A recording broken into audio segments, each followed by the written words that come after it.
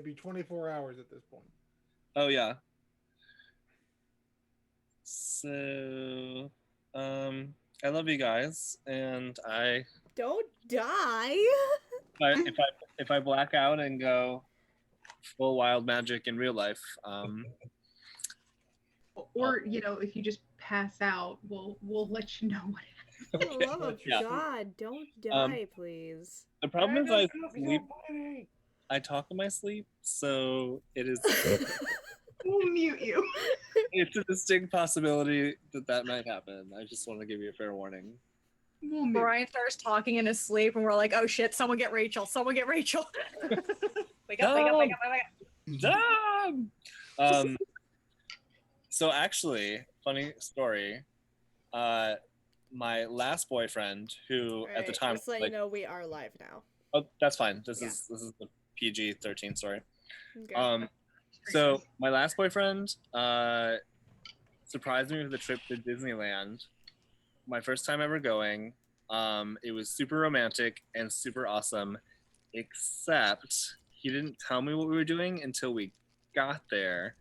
So like we got on a plane, I knew we were going somewhere, and we got to Santa Ana, and I was like, I really wish you would have told me we were doing this because I didn't sleep last night. And long story short, I spent an entire day at Disneyland doing all the things, completely delirious, but it was worth it. It was really fun. My really goodness. So I know that my threshold is I can do 36 hours and then I absolutely cannot. I think my longest I've gone without sleep is 70 hours. How are you alive?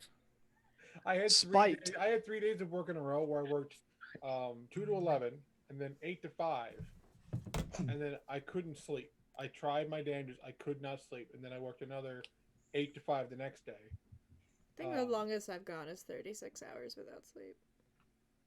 Back in the day, when I had a little problem when I was young, 5 days. Excuse me? 5 days. 5? Yeah, a little. I had a little issue. I don't think that's a problem. I think that's a solution. Oh yeah, I was hallucinating. So it was. Oh yeah. Yeah, at that point you were clinically insane. Yeah. 72 hours. But I think I slept for 2 days straight. I'm not surprised. Just tombstone. I hate this. You I can't. continue to surprise me. Like every time you're, oh yeah, really did this. I'm like, what? It was the 80s. That's not an excuse, Brian. It kind of It was is. the 80s. though. I worked in a sleazy dive bar in New York City. Oh Okay. God. How have they not written a sitcom about you? Honestly, all you had to say was Don't New make me York laugh. City, and my mind goes, okay. I can't even open a bag of Doritos without searing pain in my upper rib. Why are we all Bullshit? a mess this week? I'm always a mess. Kitsune's like, everyone was doing it. The 80s excuses everything. The 80s is not an excuse. Also, Tony says he's just passing by. Hope you're all well. Have fun and stay safe. Remember to drink your water and never forget your masks. Take care. Heyo. Thank you, Tony. By the way, Ooh, Icarus. Oh, has 3 tails.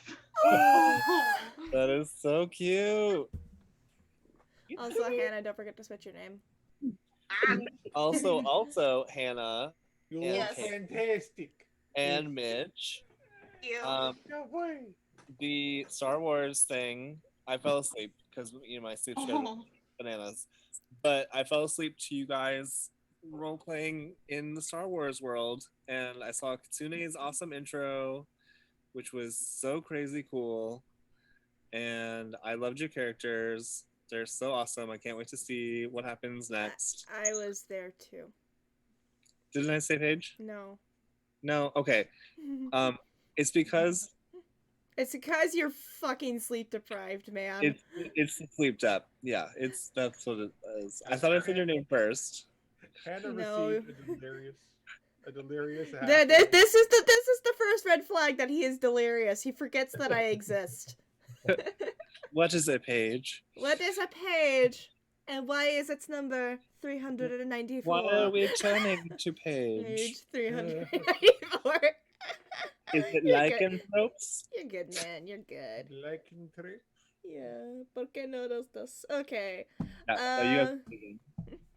Might as well go ahead and get some announcements out of the way because we will be waiting for Bridget. She will be here in probably like 20 minutes. She was getting out of work late. But she will be here. Hello everyone! Welcome to episode 46 of Kingdom Chronicles. I am turned to page 394. Here with Bard of the Midwest, Brian T, Alpha Hannah 5311, Aki Obsession, Icarus of Might, MN Chief, and Bryce Osleys. And as I said, Bridgie Lee will be joining us shortly. We are on the 46th installment of our campaign. Hopefully this is the one that Isla gets her eyesight back, and hopefully this is not the one Sierra finally dies. Yes. Fingers crossed. Fingers crossed. I don't know. If we go into the battle, she might do some reckless shit, because she just doesn't care right now. A couple of quick announcements. If you follow me on Twitch, you might have noticed a few changes to the channel. I have updated all of my widgets and panels with new logos and everything. I have updated what you can see displayed in the Teespring store on the Teespring extension. And I've also updated badges and emojis. We now have the original cast PNGs, the original cast little chibis as emojis now. I believe for everyone you can use either Sierra or Zinc. If you are a I think they're subscriber only ones. If you're a tier 1 subscriber, you can emote with Zinc or Sierra. If you're a tier 2 subscriber, you have unlocked Darren, and if you're tier 3, you have unlocked Flortma. Those are the only emojis I could post for now, because we have not reached our 25 subscriber goal yet to unlock another emote, but once we do, I will add Sutha, and then eventually work on making the chibis for Devotion, Isla, and Drax, so that they can eventually be added. Goddamn Kitsune just fucking resubscribed for 9 months. Thank you, Kitsune. I do not need your money, but thank you. So yeah. It's so perfect that Flortma is the extra. I think he is. You must be a tier 3 subscriber. That's a $24.99 month subscription. That subscribes you for like 6 months, I believe. It's perfect for Flortma though. He's just that extra. Yeah. But I think over time, as you resubscribe, it will bump you up in tiers. So eventually down the road, you will unlock Flortma. But if you subscribe right away for like $24.99, you unlock him.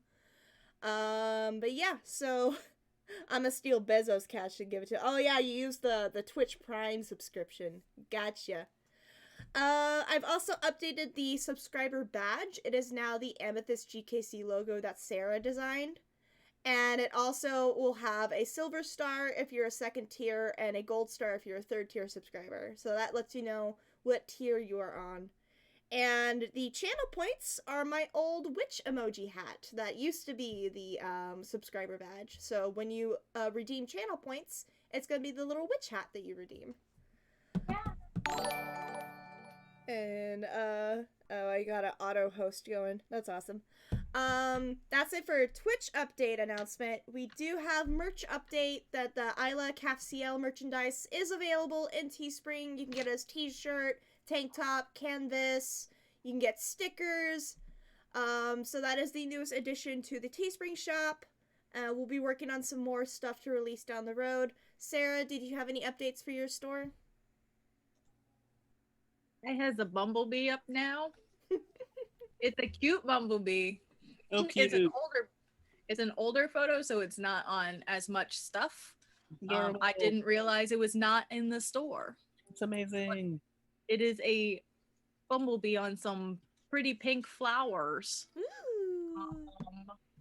let's see if It it'll should let have me. share screen up. My latest, if we have share screen up, I can just do this. Share screen should be up. Oh no! Bumblebee! That bumblebee. Okay, for a moment, I thought the Moss Madness was a bumblebee butt. And I thought that would have been, like, the cutest thing. I do not have a bumblebee butt. Bumblebee. Yeah, I know it's actually a honeybee. I'm aware. I just Yeah. bumblebee is more fun to say. Yeah, bumblebee. But so here's some of my latest. Check them out. I mean, if anyone's doing New Year's resolutions this year and is looking for some yoga mats, they are super plush. Mm-hmm. They are legitimately super plush. I have one here and I love it so much. That's all I got. Yeah, so make sure you check out Sarah's Society 6 or her Redbubble for merchandise that she sells, as well as Bridget's merch shop for her Queen Bee merchandise. I believe she's still selling merch from that. Kitsune has posted our link tree that has all important links to follow, such as our shops, the Black Lives Matters movement card,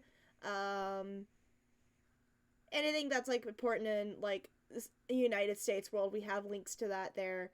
And then a lot of our social medias are linked there as well. Speaking of social media, make sure you follow myself, Sarah, Icarus, Kitsune, and I think Mitch now has a YouTube. Make sure you follow us all on YouTube. We upload a lot of our VODs from our streams or our Let's Plays to YouTube. Make sure you click the bell icon when you subscribe so that you'll be notified when we update. I just updated my channel today with episode 7 of Lost Mine of Phandelver, as well as session 0 of Star Wars Outer Rim Misfits, which premiered earlier this week. Kitsune is the DM for that. We have our first official session next Wednesday, which will be streamed here on my channel and on Kitsune's at 8 p.m. Central. So we hope to see you there for that. I think that's it for my end of announcements. If anyone has any announcements for their streams or shops that they want to throw out there, feel free to do so.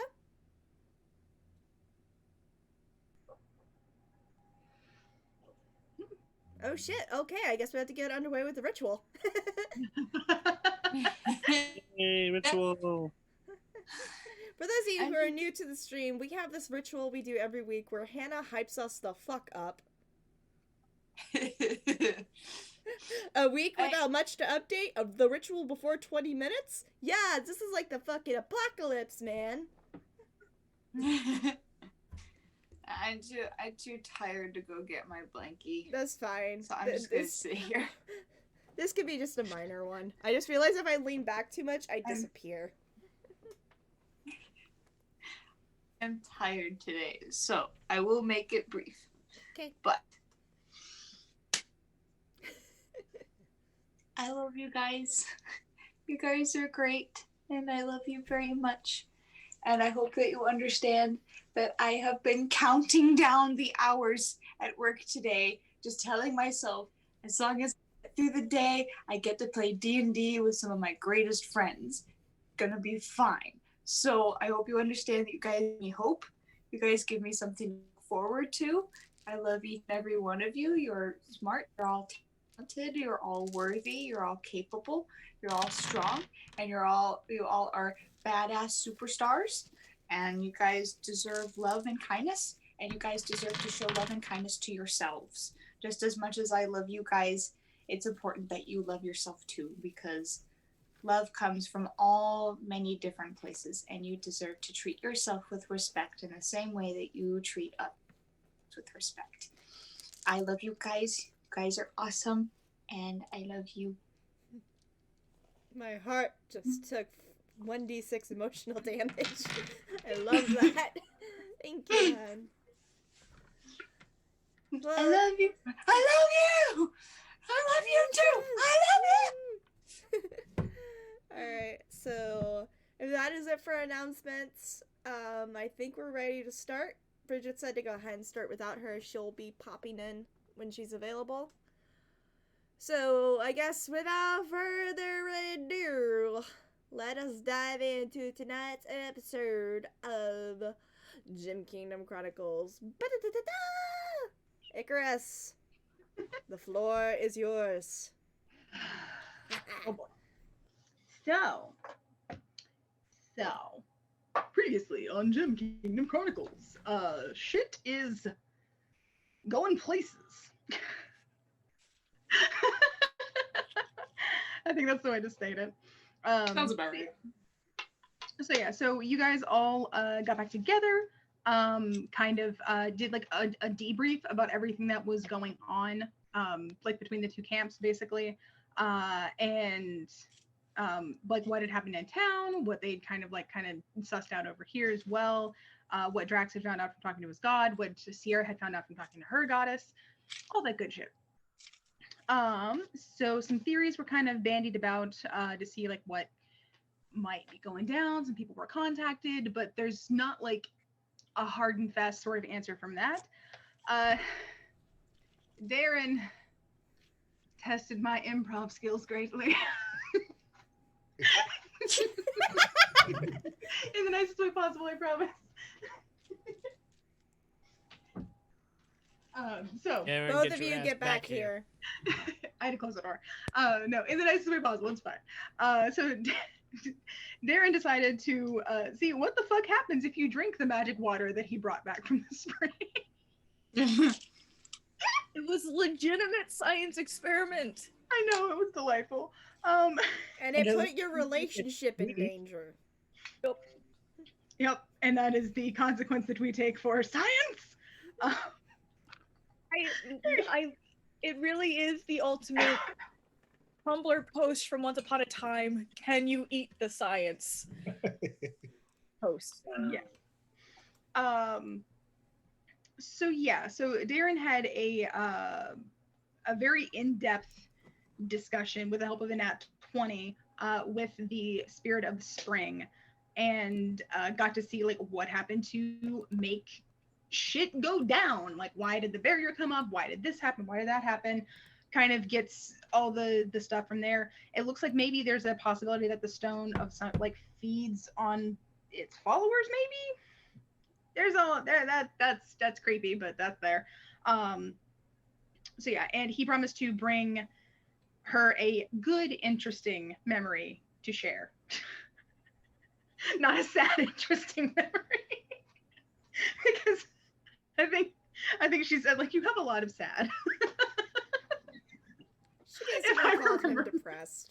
I didn't come here to be blasted by some child lake. Well, you got blasted in the face with a moonstone right after. Yeah. Oh. So yeah. So in the morning, Darren tells everybody what he learned, which pisses Sierra off because he's not really like trying to take care of himself. Or at least it definitely like feels that way. After the rest of the party kind of discusses like what the fuck we gonna do, Darren went to go find Sierra, and eventually the entire party went back to the town to kind of see like if there was a message waiting for them, if they could talk to anybody from there. So in town, Darren went off again.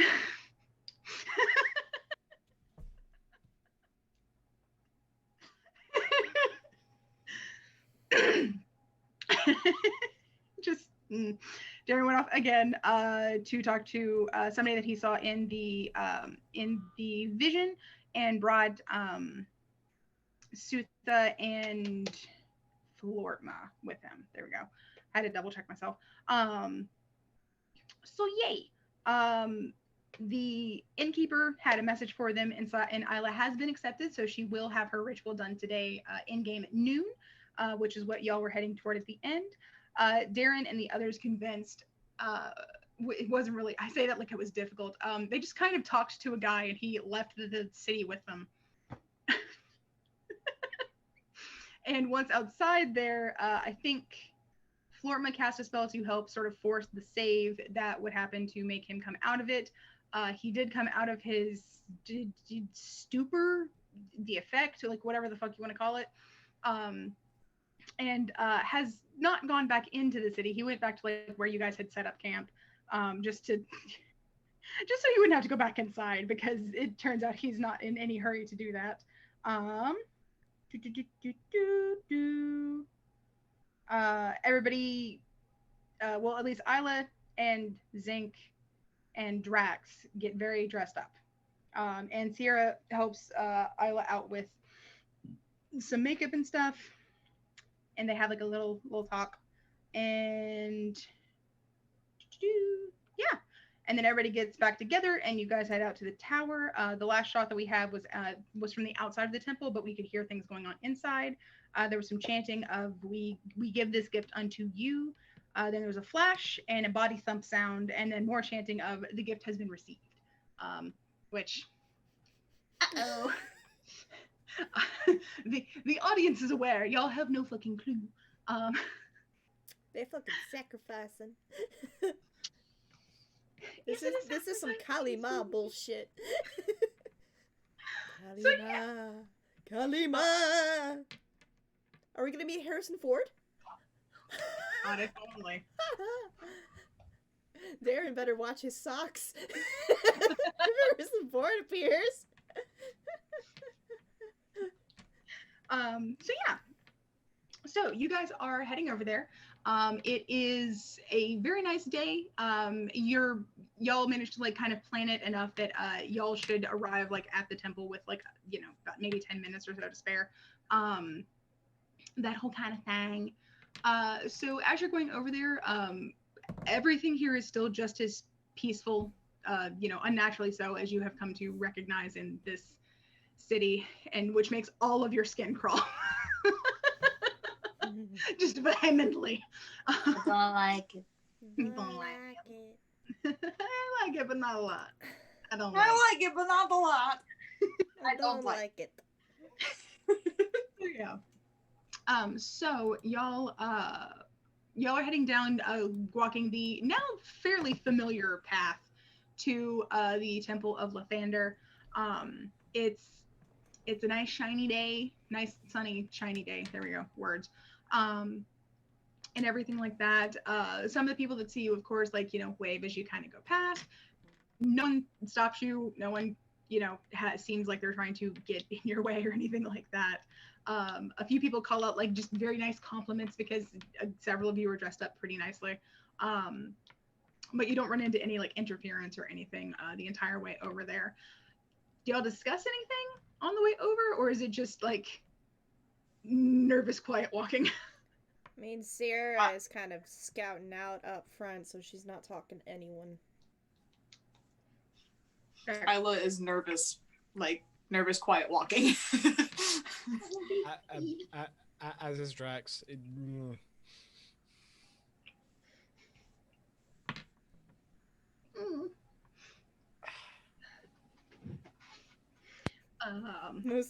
Making our way downtown, walking moderately. It's very awkward, and we're temple bound.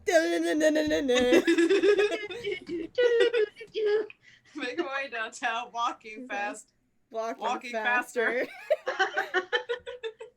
Can I give you some assistance? Walking faster. Walking faster. Like, yeah, that's actually Sierra's feeling. She's just waiting for that uncomfortable aura to hit. Mm-hmm. Yeah. Yep. Okay. So walking to temple quickly. Okay.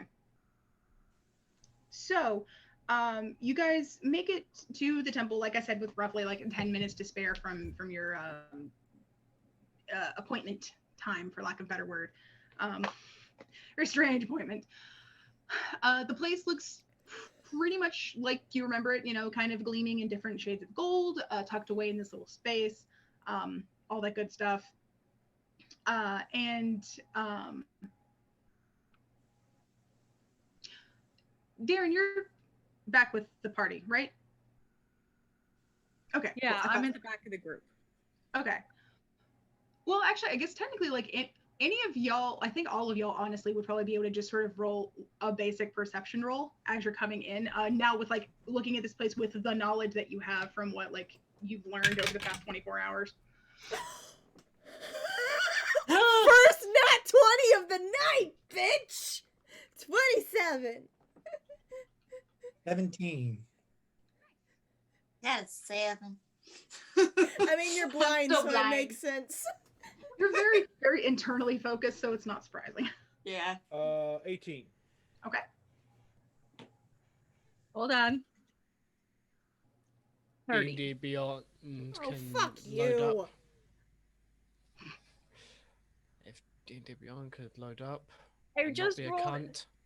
it's a big addition.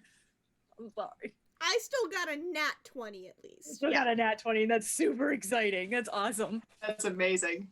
22. Nice. Nice, nice. So Uh, our three highest were a 30, a 27, and a 22. Nice. And one of which was a nat 20, which gets some extra details. Yeah. Okay. Cool, cool, cool. Oh shit. So yeah, if you rolled honestly like a 15 or above, you can now tell with like the knowledge that you have about like this is the place where apparently some big fucking artifact is. You now realize that the very convoluted bullshit way that you have to take to get here that has no other fucking options is on purpose. It's very much on purpose now that you know. It's like, oh, that in itself is a small line of defense just in case. Because Okay. it's very difficult to move any number of people down that quickly. You guys manage it because you're like, competent. But have you tried to move like a bigger group of people, or especially like some kind of like armed group of people, like an armed battalion coming to attack or some shit? You would have a very difficult time navigating this shit and getting down there in one piece, let alone stealthily. Mhm. So it's on purpose. Additionally, Sierra, something that you notice as you come in, you do detect what everybody else does about like the placement of this place. You also get the sense that even though you can't pinpoint what exactly it is, it's almost like this place is very faintly glowing just a little brighter. Like the gold of it is just a little bit shinier in the light. And you can't put your finger on like why. Maybe they like polished it beforehand, but you don't smell any cleaning shit around here, so you don't know. But it looks like the place is just a little bit more potent right now. So it might be part of their preparations for the spell. You don't know too much, but you do know that it looks a bit more like it's like whatever they're going to do in here is going to pack some oomph. I just kind of mumble under my breath. Well, that's weird. And I just continue walking. Yes. Just the full wall. Oh! He's I heard also that very now. concerned. Booker, we're fine. We're not dead yet. Calm your shit. We're not dead. We're I'm not dead yet. I am getting better. Kitsune says the meow of concern reached all ears. Child. Anyway, so actually, I'm gonna angle this down just a teeny bit. Okay, there we go. Neat. So, hello, son.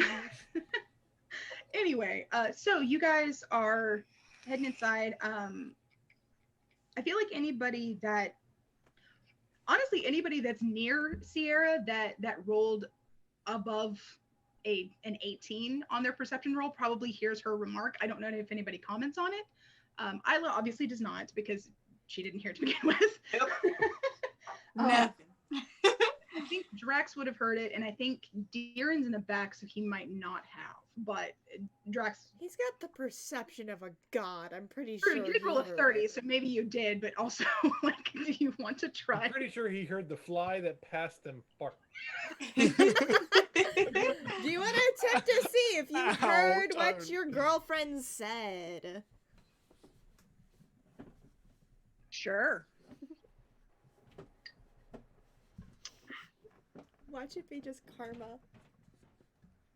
23. I could say I'll allow it.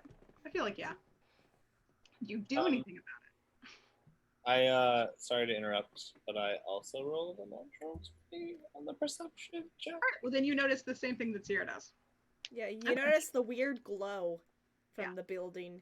Slightly glowy, super potent looking. You're not sure why, but it just is. And location is also another art of subterfuge to keep people from finding it. Exactly. So Okay. it's hard to get to in any kind of large number that would be threatening on Mhm. purpose. And Zinc was picking flowers, so That is ML right now too. Precious. Okay. So Darren, do you know anything about what you hear? He wouldn't even know what to do about it because magic. Fair enough. Just Wow. magic. Won't even just fucking ask what she thinks is weird. Gotcha! This is He's fine. probably in the back of the group, What can he not do? near her. Okay. Do I notice now that it's been pointed out though that it's weird? I don't think so because Sierra didn't say specifically what was weird, just that something was.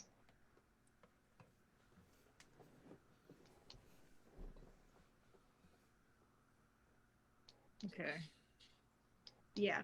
Also, especially because sneak like up. you don't like magic to begin with, and this is a very magic specific kind of thing.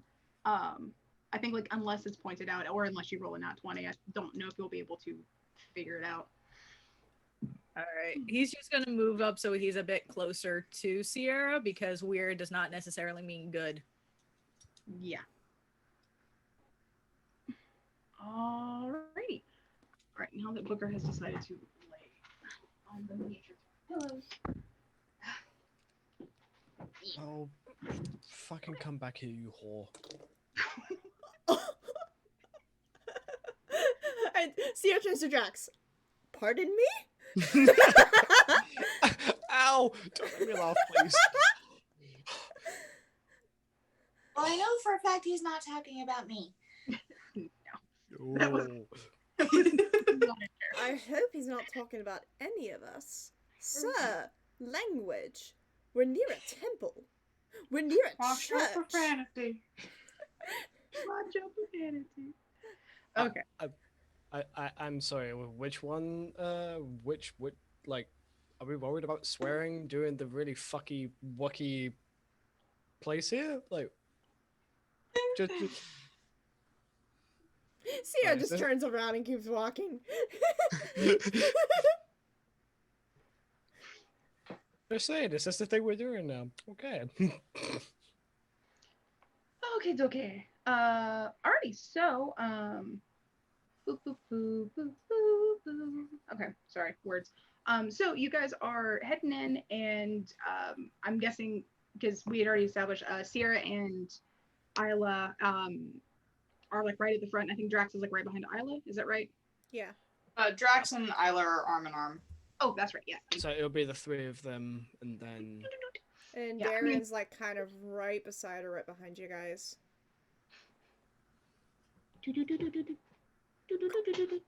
Anyway, so this is a long work day. I'm sorry. So, so yeah, you guys get up to the front and raise. Who knocks? Who knocks? Dum dum dum.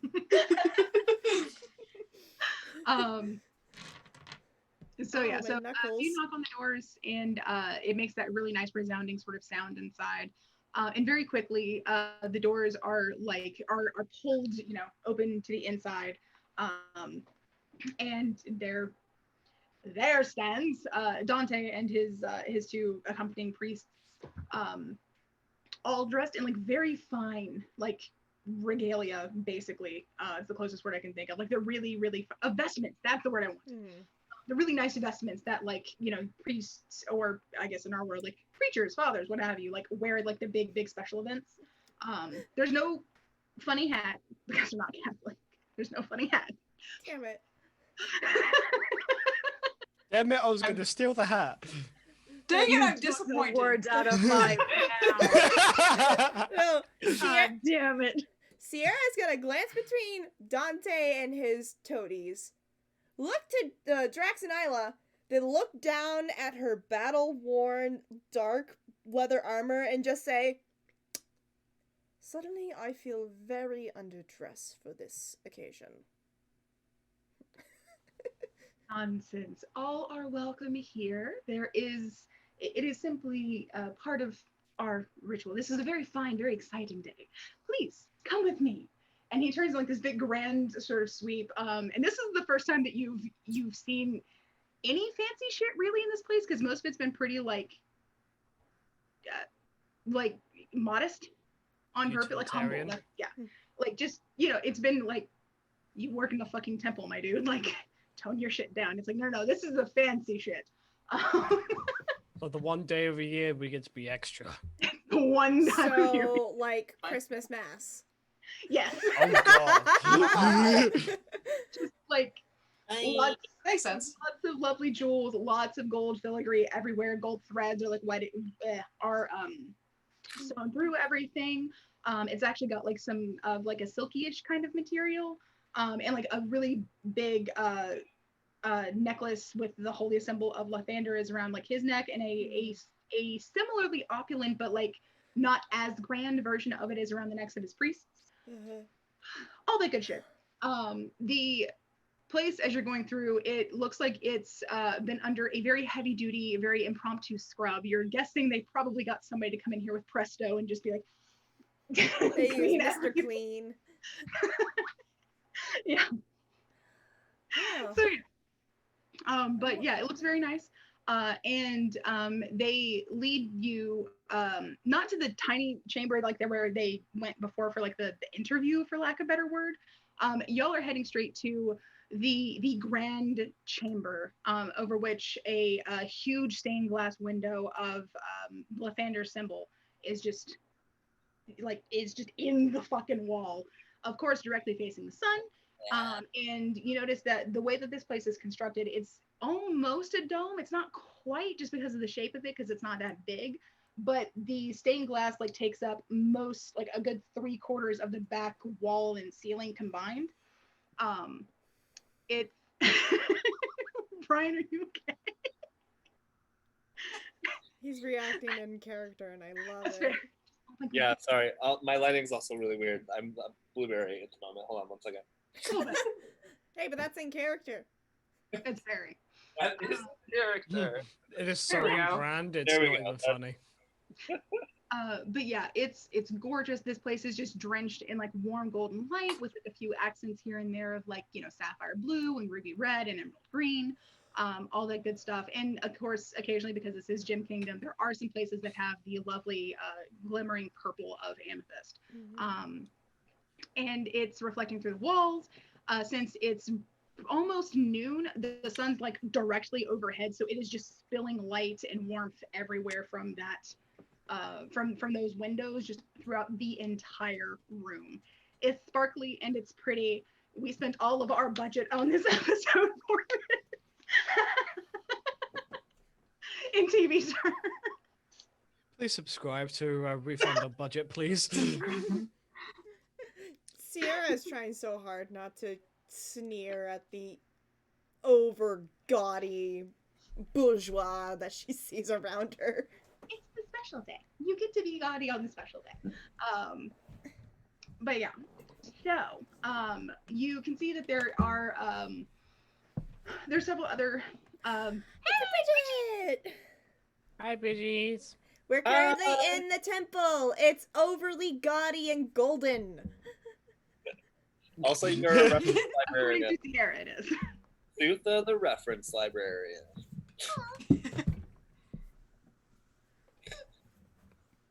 Your mic is not picking you up. Make sure your mic's turned on, baby. Technical difficulties. Technical difficulties. While she sets up, all I can think of, because I'm a problem child, is that they have just one cleric who sits on standby all year. He's the cleric of fashion. And he comes out to decorate this fucking hall. He is Edna mode. Yes. I never look back, darling. It distracts on the now.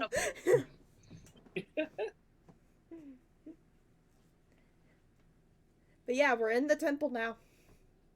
Yeah. Getting ready for the eyeball ritual. Yeah. Sierra's trying not to sneer what she thinks is overly gaudy and overdecorated. Can I also make a? I would like to see if I see any hint, and this is Zink in his mind, not saying this out loud. Is there any hint of the gem, whether it's alluded to secretly in the stained glass, or if it's like hidden somewhere on the symbol of Lithander? Lathander. Lathander. Roll me perception. Yeah, I already rolled a natural 20, so I don't think it's gonna get better than that today. So No. And I was gonna see if I can see any sign of.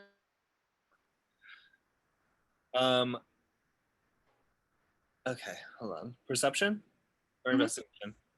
Perception. It's the same anyway. 9. You ain't see shit. Did I say 9? Hold on. You did.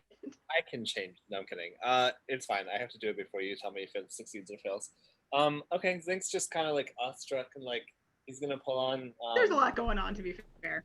He's gonna pull on the main dude's like robe and just be like, "This is really cool." Thank you. We are quite proud of our prayer window, as we call it. The meditation mosaic, as it were.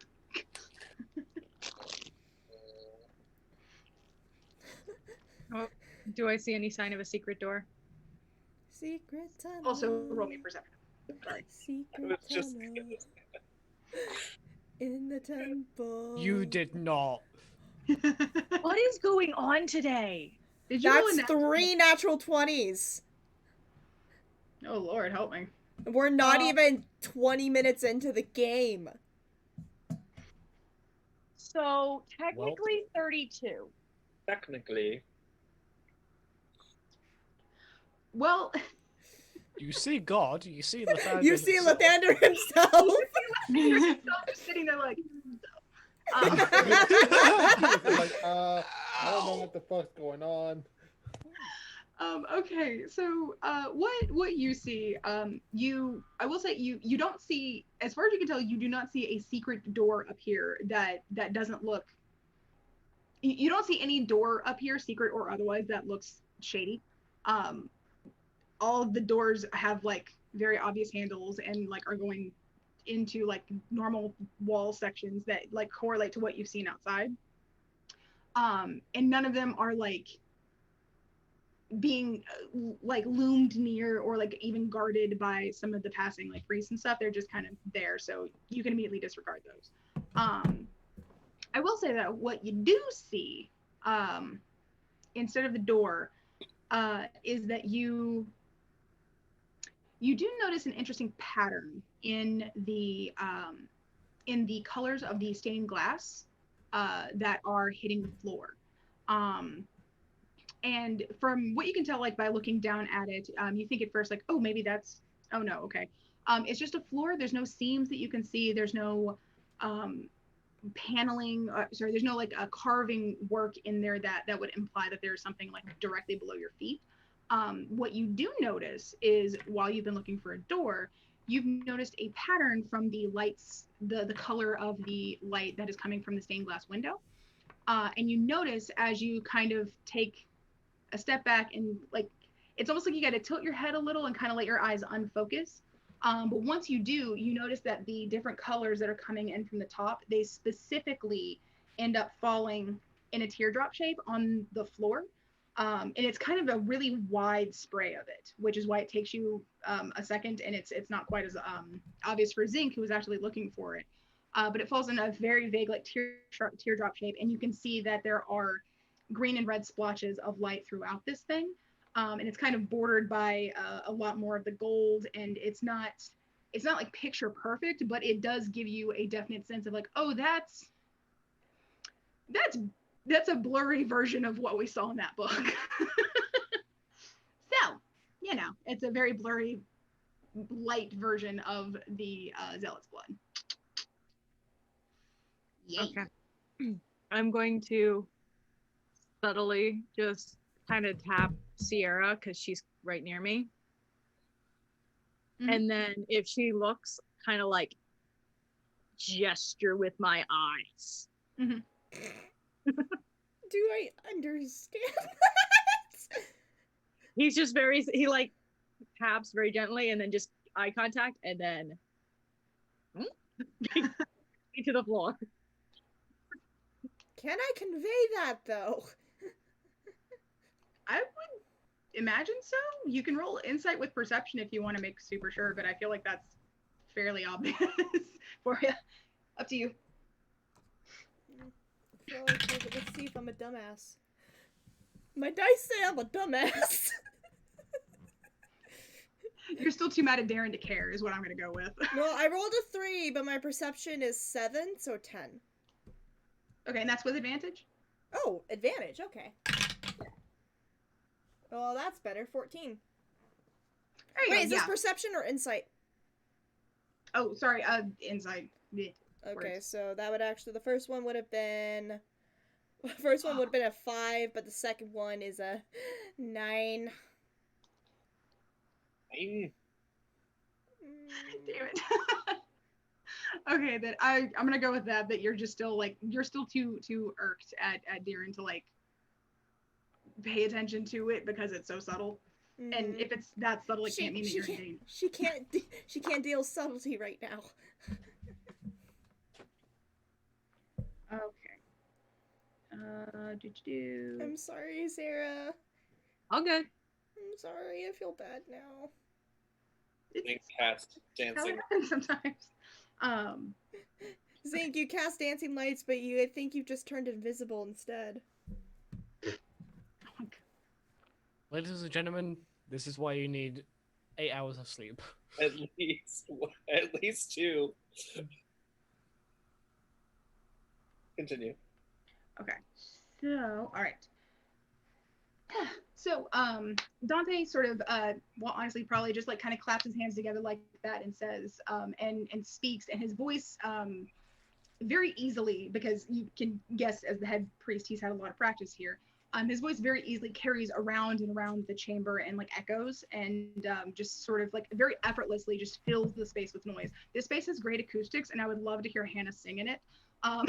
Who did it if it actually existed? I'm just saying.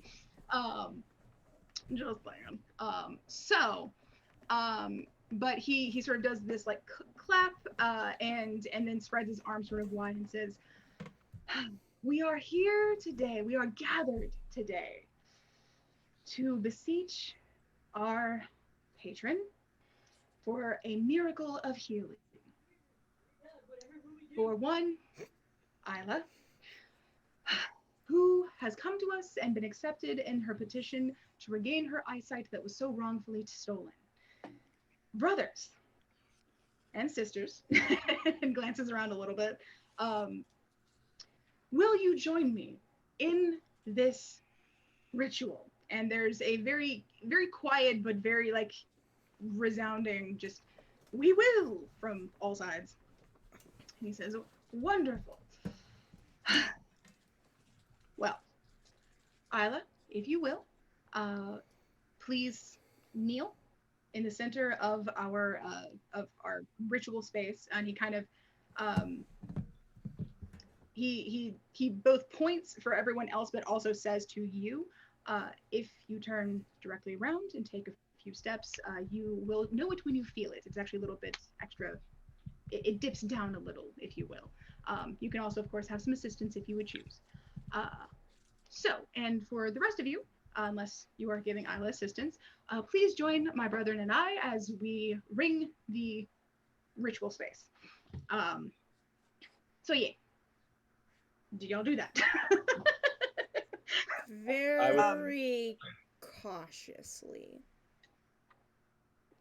Zink wants to hold the main dude's hand. He'll okay, look, he'll legit like, oh, and he'll do this. Be like, one moment.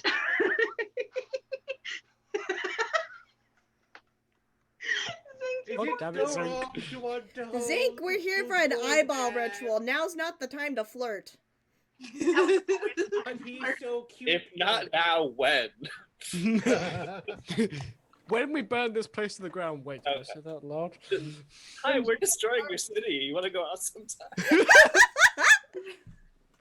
Ow! Break a guy down to nothing, and he'll say yes to anything. Sutha, no. Sutha, yes. Sutha, yes. Sutha, always, yes. It is decided. No. Isla will, because she's holding Drax's arm, she'll like squeeze his hand and give him a kiss on the cheek before going to her spot. And kneeling like she has been told. Yeah. And as you get closer, you can kind of feel that the ground very slightly does kind of dip down. And once you feel it like that's that lowest point, you're like, oh, okay. And because you've been doing this for quite a while, you're easily able to kneel and like face where Dante's voice is coming from. So no problems there. So yay. Is she in the reflection now? Yeah. She's like dead center in the wider part of the teardrop. There we go. Cool. That's the word I'm looking for here. Yeah, Alright. because he goes, whoop. She's I'm gonna try a little harder to get Sierra's attention. Also, the devotion is going to, kind of follow this, just kind of get into position, but he's going to look around the room, and he's going to look for a very specific thing. okay. He's going to look for any clicking of teeth. Yeah, roll me perception. Look, he knows it's unlikely, but if she's here, he's like, hold up. I need to borrow that one over there. You'll have fun. I go stab something. Do I need to roll insight again for Darren? Yeah. Is it just a straight roll?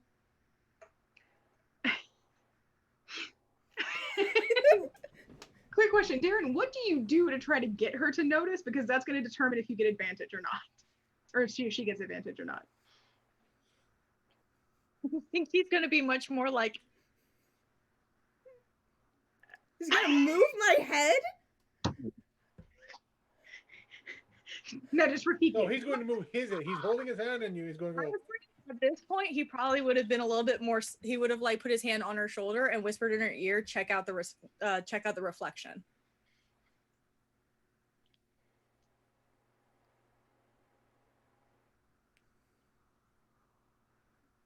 Does that give me advantage or not? It does. Sorry, yes. Oh, I feel like with 21. him literally saying, Well, the first roll is a 4 total. I was gonna say, I feel like with him literally saying words, you probably don't even have to roll. 12. Yes, you see it. It was like a 10 at this point since he actually said words. So yes, you do notice now. I will reconnect my telepathic link to him and just say, why didn't you just point that out the first time? There is sass in her voice. Also, the 21. I am sorry. I just normally am more subtle than I mean to be. Clearly. I'm sorry, I hate role-playing that she's mad. I am so sorry. Oh, you're good. You're good. I want, Hey, them, I'm I sorry. want them to make up. I really want them to, but he's got to This is work for it.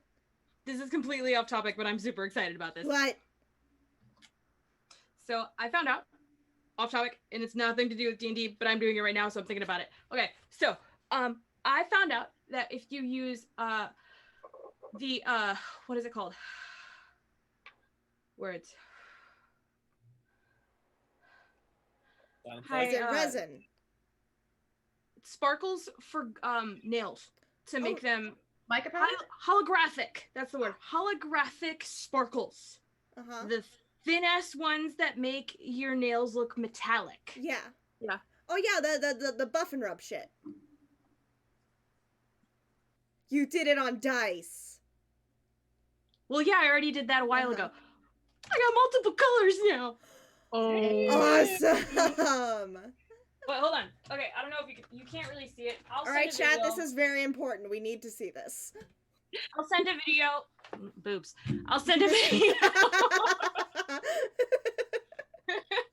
I'll send a video of a dice that I made with the holographic that I originally had on it. Okay. No, Brian. It's too late. It's written in Sharpie. And yes, I am making a skull with it. Permanent marker. Yes. Permanent dibs. Done. Marker drop. That's not permanent if I hold it over an open flame. Are any of us permanent in that case? Come and try, Paige. I Come mean, and try. humans are notorious. Bitch, don't for tempt travel. me. I would love for you to come to San Francisco. Yeah. So Once it's safe, hun, I will try to come visit. Even if you just set me on fire. All right. Are we ready to get back to the angst? The angst and the ritual. Yeah. Okay. Once again, I am so sorry that Sierra is being a bitch. I need someone to please stop me before it gets worse. angsty. She's angsty. Thank you, Brian. Okay, so so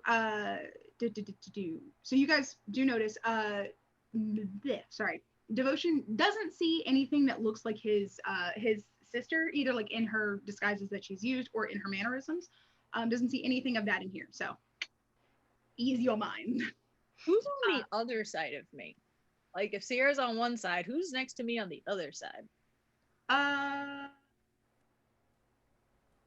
don't know. Are you guys on the edge, or did you tend to like keep your cluster of people?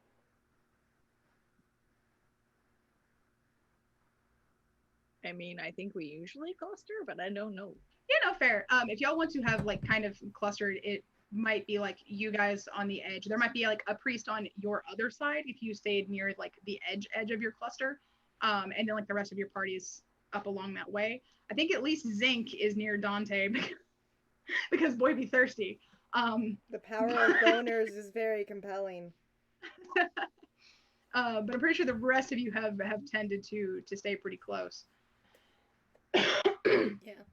So yeah. Most likely your party, if I'm just thinking about like the way that Darren usually kind of places himself, I'm guessing it's like Priest, Darren, Sierra, rest of party until we get to the end, which is maybe like Devotion or something, and Sutha might be closer to y'all. Something like that. Okay. So you guys, where'd my words go? Sorry, very long day at work.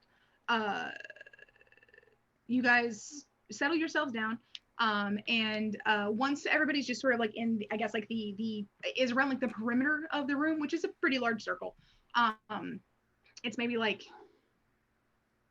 it's probably about like 6 squares across, give or take. So it's about 30 feet. That's the word I wanted. 30 feet in diameter. There we go. So once you guys are all settled, Isla honestly looks really lovely in all the reflected light because it's like purple and gold and all that stuff, even without like the extra little accent lights from the bloodstone reflection. Just boom, boom, boom, boom. So once you guys are all in place, Dante, does sort of another clap and then raises his arms like out and up. A lot of the priests around him sort of do the same thing. They don't urge y'all to follow them, so you figure it's optional. But they do the thing, and Dante sort of like does that thing where like his voice just sounds like it's filling the space because he knows how to use the acoustics. And he again repeats, we beseech Lathander to grant us the power of healing. Hear our prayer. And then everybody around him goes, hear our prayer. And it's a bunch of voices in unison, all echoing sort of together. And then they go silent and he says, Lathander, we call upon you for this great miracle. Hear our prayer. Everybody again goes, hear our prayer. And then he starts singing. Just singing. It's kind of similar to like the sounds that y'all heard in the mining chamber, but it's just different. It's not the same gathering song as y'all heard some of the miners call it. But it sounds kind of similar in that like it's got a lot of very, very lovely notes that are just kind of hauntingly beautiful, but also like the fuck is happening at the same time for all of you. But it sounds really lovely. Isla, for what you can hear of it, it's kind of like it sounds like you think gold feels, like emotionally feels, if that makes sense. And as they start singing, what everybody else can see is it's almost like threads of gold are sort of pulling themselves out of the air, kind of like an aurora borealis inside. And they are waving and shimmering and coalescing together and just swirling around very gently. It's not creating a breeze, but they are moving and twisting and just sort of creating this incredible, just a living tangle of light. It's all gold colored. And as it's sort of going around, it sort of gathers up from all of them singing together, just, a couple of various and sundry tones.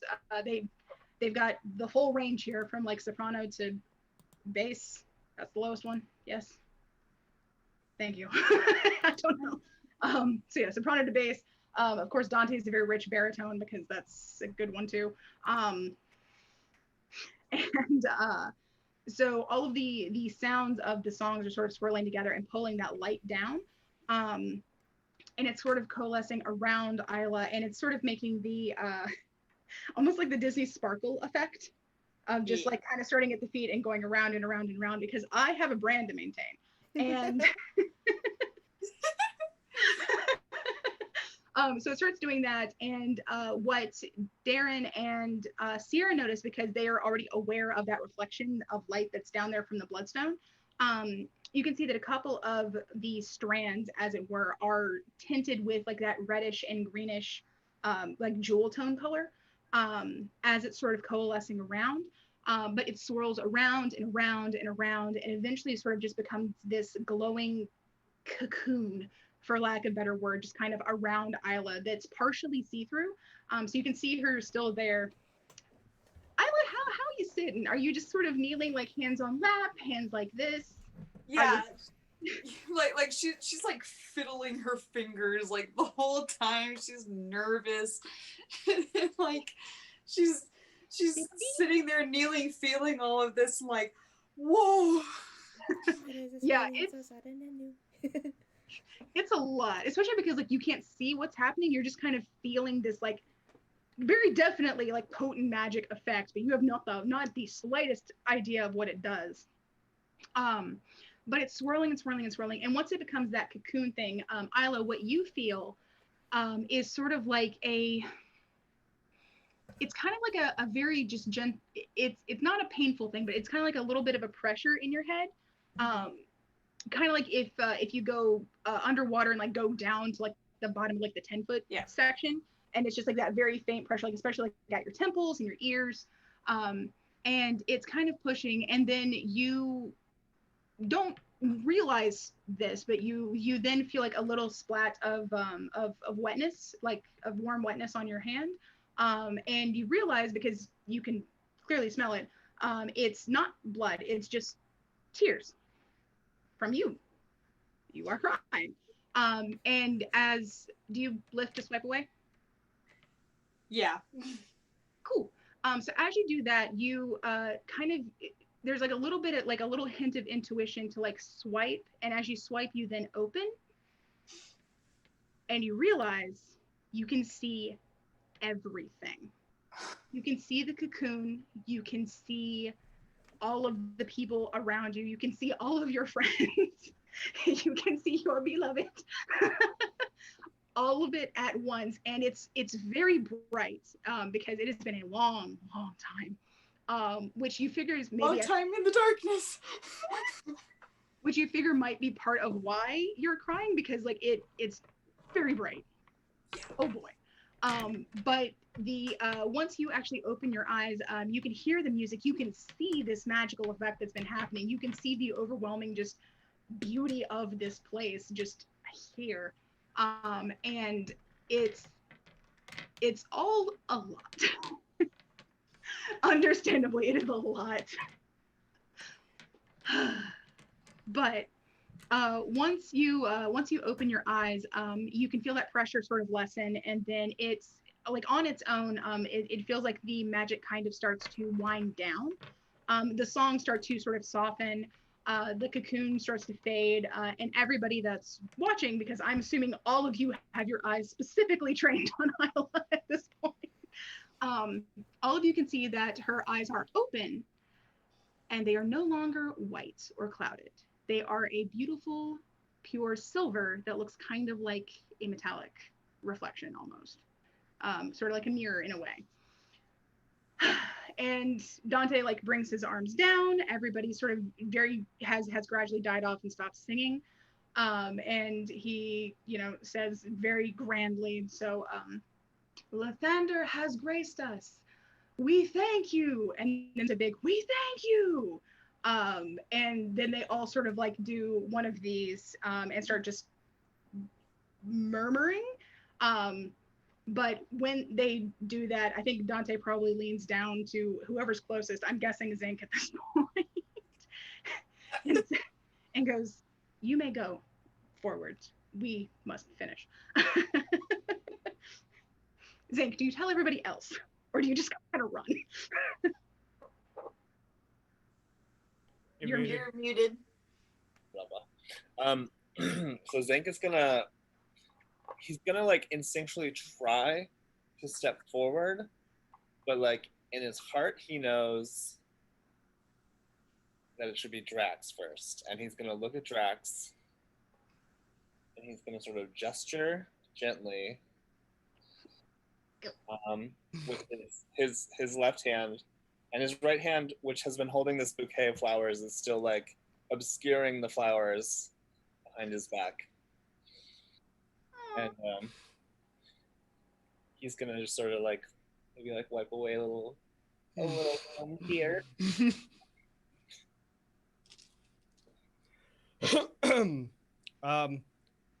Rice is gonna take the bouquet of flowers. Have a certain something ready as well.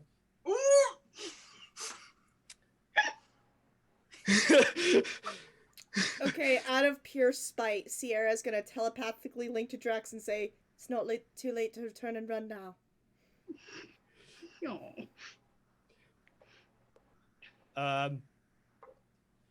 But looking back to Sierra, I'm not changing my mind.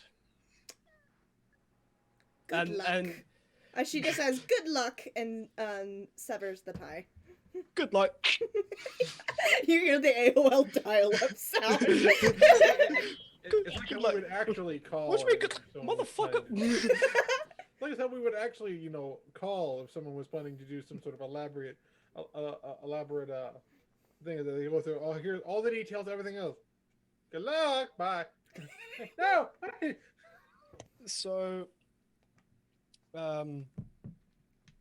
he's gonna very gingerly step towards Isla, because I imagine that Isla was looking towards Dante, and Zinc and Drax were kind of like to the side a bit.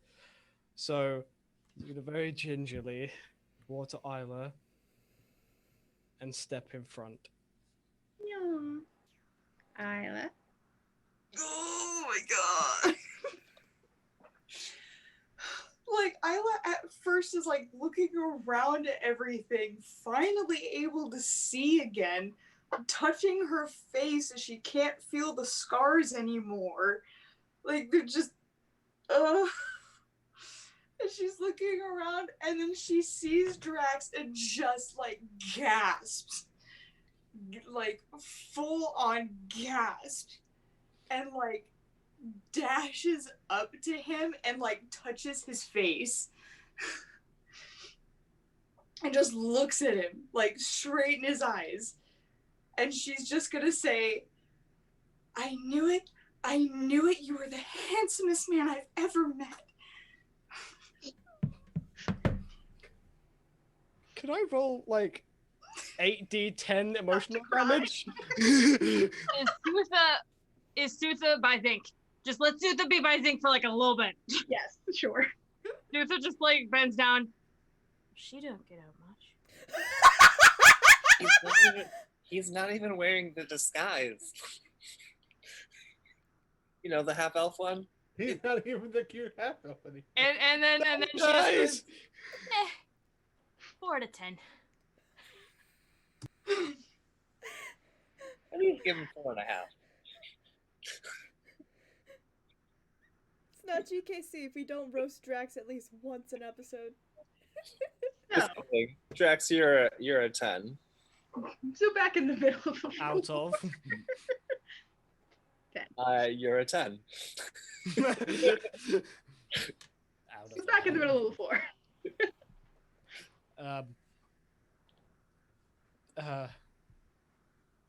Drax is I was gonna say all the blind jokes that we're gonna miss out on. Oh. And Please, you think that's gonna stop me? no, not really. Drax is gonna bring out the bouquet of flowers and get on one knee.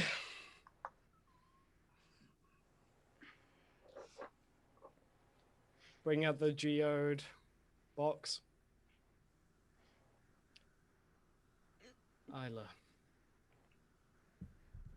Before you, my life was beyond clueless. I had no idea what I wanted to do from one day to the next.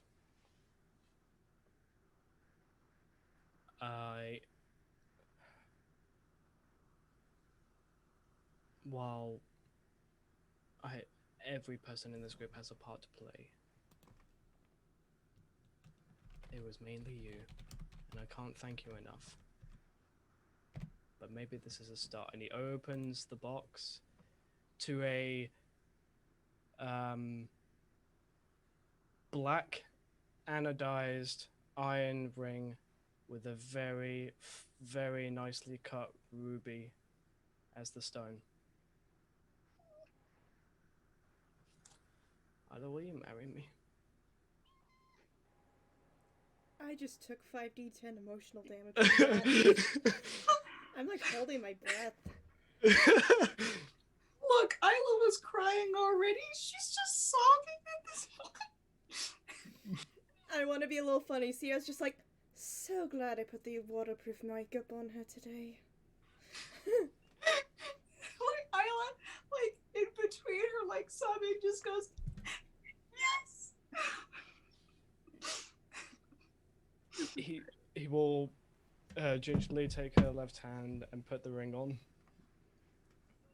and just swoop her up, spin her around, and plant a big kiss on her. Just. How long have you been planning that?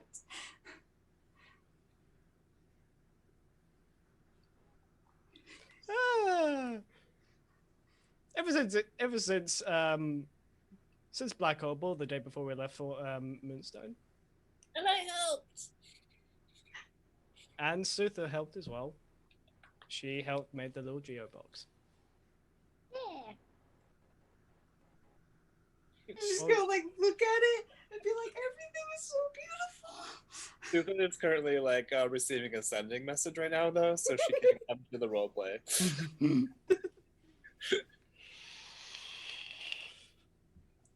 Zeke is gonna like jump into. So wait, you're holding Isla like this? Waist and. Oh, okay.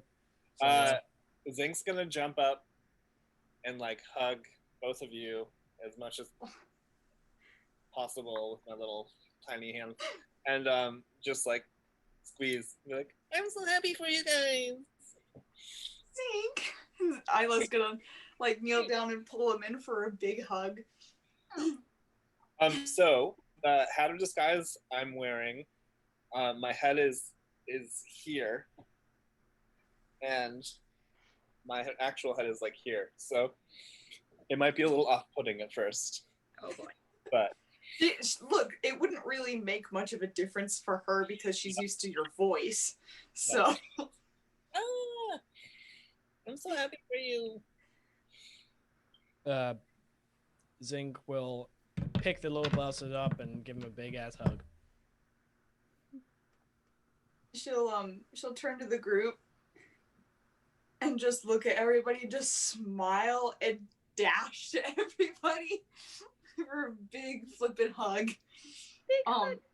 She'll hug Sierra first, at like really, really tight.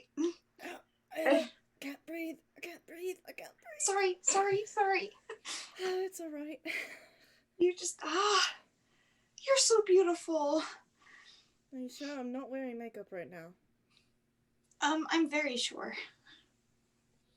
Sierra's like, are you sure though? Because she's got fucking dark circles under her eyes. She's got a fucking scar creeping up her cheek and all that. She's sure. Well, I guess the old saying goes, beauty is in the eye of the beholder, so I can't argue with you on that. Wait, there's a beholder somewhere? Where the fuck? No, you're fine. PTSD. She'll hug Darren next and say, Darren- "Oh my gosh, I can't Darren believe-" looks like a shaggy ass, weird looking human.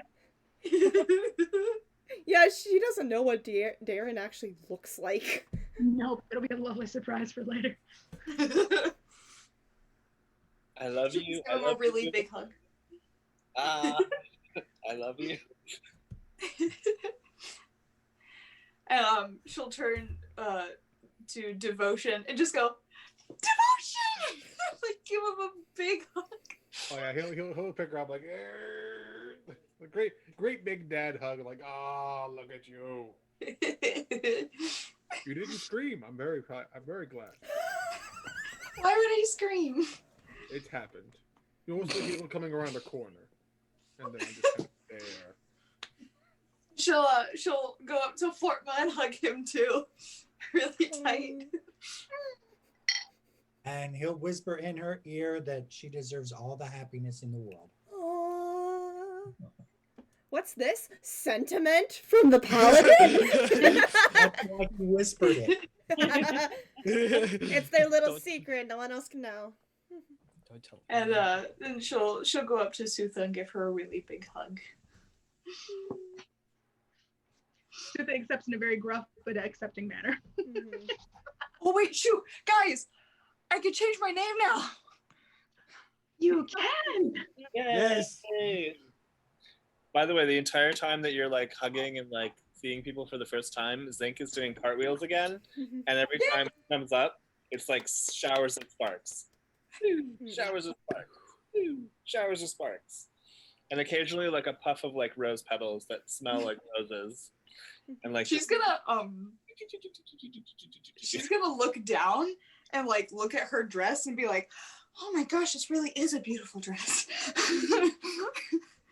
You have excellent taste. Side note. Question. I'm actually checking my equipment. Yes, I might have a mirror. I might have a hand mirror on my person. I think both of us would have mirrors. Obviously, me because of makeup. And you're devoted to beauty, Devotion. I That's do. good. I Devotion. have a steel mirror. I don't know why, but I have a steel mirror. It might have been included in one of your packs. You It might- called it I- first, so I- you hand her the mirror. Yeah, so Devotion will kind of come up to her, and he will hold out the mirror for her. I will look for yourself. Oof. Oh boy, here we go. Let's go. Once again, so happy she used the waterproof makeup. Oh, thank God. Oh, okay. Rolling to see if you freaked out. Yes. Yes. So she takes the mirror very hesitantly, and like gently lifts it up to look at herself. And as soon as she does, like tears stream down her face, and she just goes, "I'm so beautiful." Just crying. We wouldn't have been lying to you this whole time. Also, thanks, Kitsune. Yeah, Kitsune See? clipped it. Yay. I haven't seen my face in over 10 years. I've grown so much. Mm-hmm. Beautiful. I feel like I'm getting old. You're half elf. That's not going to happen. No. Ever. It's gonna happen for quite a while, honey. The oldest half elf I knew still looked the same age they had for the last 50 years. Mr. Icarus. Yeah. Zinc would like to take a moment of brevity to assess the people who are not in our party in the room. Okay. May I see if they are like, can I just get like a vibe check? I guess. Roll for vibe check. Roll for vibe check. I guess that would be insight. Okay. You've been summoned to the House of Vibes for your vibe check. State your name. Not a vibe. If you don't Not pass, a vibe. if you don't pass the vibe, the twisted tea comes out. It is a 17. Ooh, very nice. Well, you definitely get the vibe that everyone here is super excited about all of this. Sorry. You get the feeling that everyone is super excited about all of this. Dante is just like beside you, a very peaceful, like just presence. Like you can tell he's very happy about everything that has occurred on his ritual space. So yeah, you get a lot of just and I think the only other thing that you might pick up with that is this seems to be a pretty young group of people. Like most everyone that you can see is like, even though like they have like their robes on and the hoods up and everything, and they're just doing like their chanting stuff. Like for the people that have their hands like interlocked and raised so that their sleeves have come down, none of them are carrying themselves. They don't have an old vibe. So it's mostly like young people. Not an old vibe. Not an old vibe, a very young vibe. No Very- geriatrics allowed. I'm gonna file that away. How old is what's his face? Drake? Dante. He's Dante. very serene, so it's probably hard to like pinpoint exactly. He looks human. You'd say he's at most 35. Okay. And then one last question.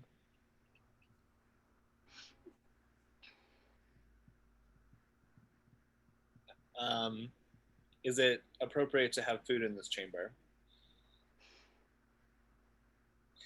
You haven't noticed anyone eating in here, and you don't. You probably honestly have not a flying clue. Not a fucking clue. Zinc is gonna pull out some snacks and just like offer them to people. Snacks? I swear to God, if it's Puff Spores, Sierra will refuse them. Actually, I think Zinc ate all the puff spores, but Probably. Prize. yeah, there aren't any cinnamon rolls. Someone else hoarding those, but there are like pastries and sundry deliciousness. Fair. Yeah, I don't think anybody says anything. They're a little. The actual like church clergy members are a little confused, but politely like refuse it, and don't like take it up. But they also don't tell you like, bro, put that away. So at least there's that. Ooh, Zinc's gonna eat a snack. While a lot of the greeting and reintroducing was going on, Darren would have gone over to Drax. Don't look immediately suspicious. I don't trust this. Both of you, holy shit. Offered a handshake. I'm gonna mute myself. Oh, like I'm coming for his left shoe. What the fuck? Well, not Could Drax, yet. could Drax roll a perception check to see if he is missing a shoe? Sorry, you're gonna go up and talk to Dante? Is that right?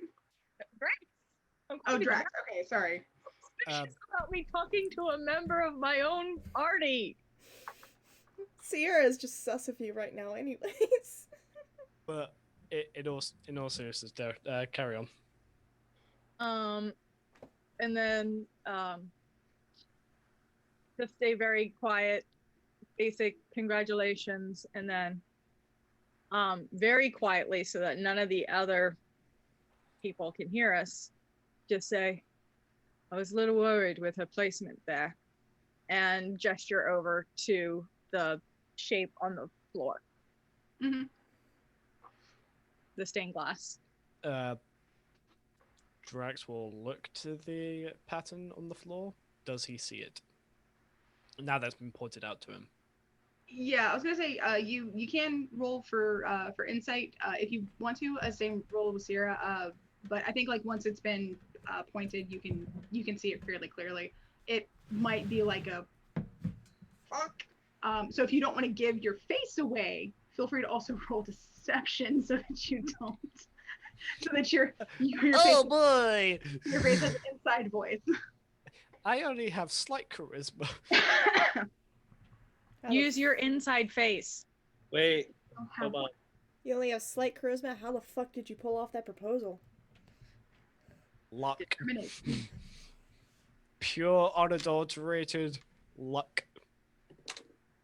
Oh, I was gonna say, I feel like when Minerva McGonagall's like, I've always wanted to use that spell. I feel like that's the vibe that the priests are giving off. 15 for deception. Okay, fair enough. You keep your features mostly schooled and sort of like what? He'll just look and go. He'll just look to the floor and go, oh, okay. But the slight panic goes away, and as he accepts the handshake, and fuck it, he'll give Darren a hug. Aww. Now who's sus? There's definitely a moment of, oh, what? Oh, this is happening. What's this? What's this? It's happening right now. Just imagine Darren just generally is just feelings. Touch. But yeah. And also for the sake of brevity, as I was going around going and hugging people, Drax was also making similar rounds. Okay, fair enough. Well, neat. Neat. Well, that was wonderful. So once you guys are kind of done, like, giving hugs and having, like, a very obviously happy day for at least a little bit, at least a happy couple of like hour or so. So eventually, like, probably like near the end of y'all's, like, hugging and like reacquaintancing, I guess we should say. That's about the time. Sorry, that's about the time that all of the I guess the clergy members here, the brotherhood, whatever the hell you want to call them, all the priests, sort of finish their prayers, and they sort of do like a like very gentle murmur, like among them, like for Lathander, something like that. And then they sort of look up, push their hoods back, all that good stuff. And several of them kind of like wave very gently and then like go about their days because like they don't know you that well. This isn't like their time to intrude. So they Sorry, just my own dice startled me when I dropped it. And eventually, Dante comes back up, and it's just him. But he comes back over and says, "I am so pleased that we were able to bestow Lethander's blessing today. How do you feel?" Wonderful. This is amazing. I imagine so. Two large, wonderful surprises in one day. Thank you. Of course. We are happy to be able to share our gift when we can. I'm sure you will see many sights along this beautiful kingdom as you continue on with your given duties. Of course.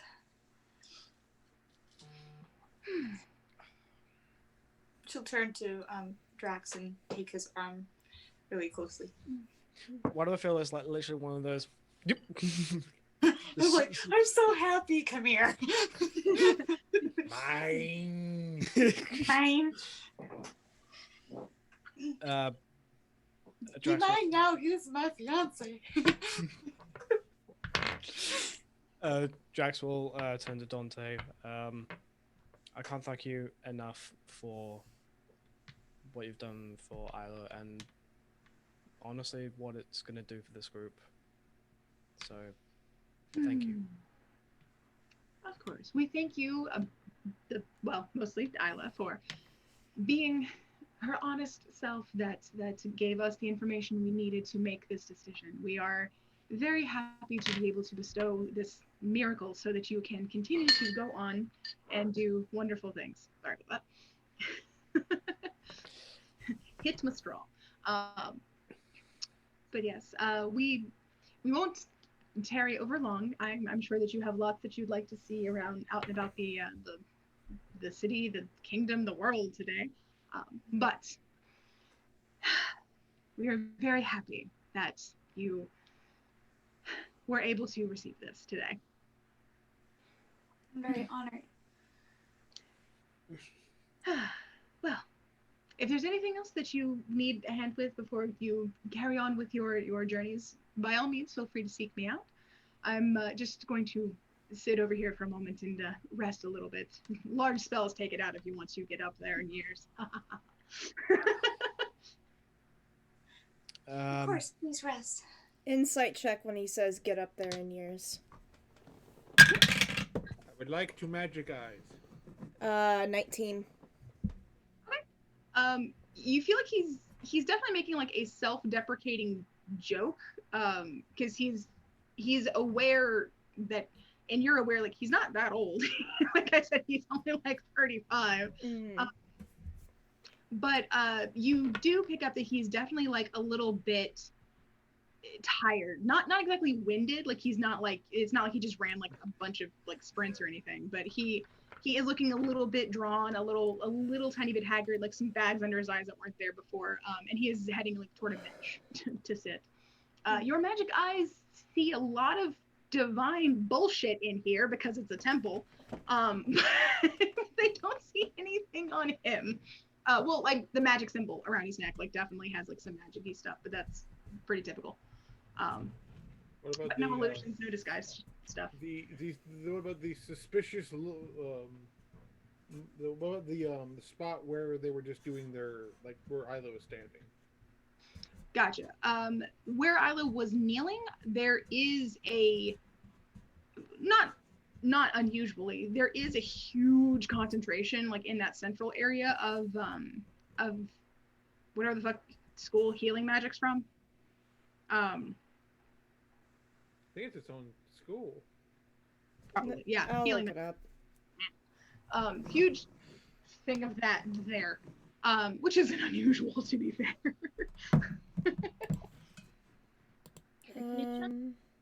I think it's an evocation school. Let's see. If my mouse will work. Mouse. Mouse is Yeah, evocation is for okay, healing so and stuff. So yeah, a huge concentration of that, like specifically like where Isla was. And there's little bits of it kind of still like clinging to Isla as everything like settles down, especially around, of course, her eyes. But that's, again, you know that's not odd, given the same thing happens when you heal somebody. This is just on a much bigger scale and a much more severe wound. It's so like, to fuck speak. it, Sprite. Huh? He's like, fuck it, Sprite. So It's no right. other, like, Let me have like a look around. Ah, God. so there's no, like, aside from like the stuff that's on the party, there's nothing that he's looking for any other kind of magic that might stick out. Like, he expects divine, he expects some healing. He's seeing if there's anything like residual magic that's a little bit different. Roll me perception. Perception. Let's see what your magic eyes see. What do the Ocean, magic eyes what do see? what do your bullshit eyes see? Oh. 19. Okay, fair enough. I think with all of this, like all of this is quite bright, and it's a lot of the same color of magic because it's a lot of the same school, just over top of each other. I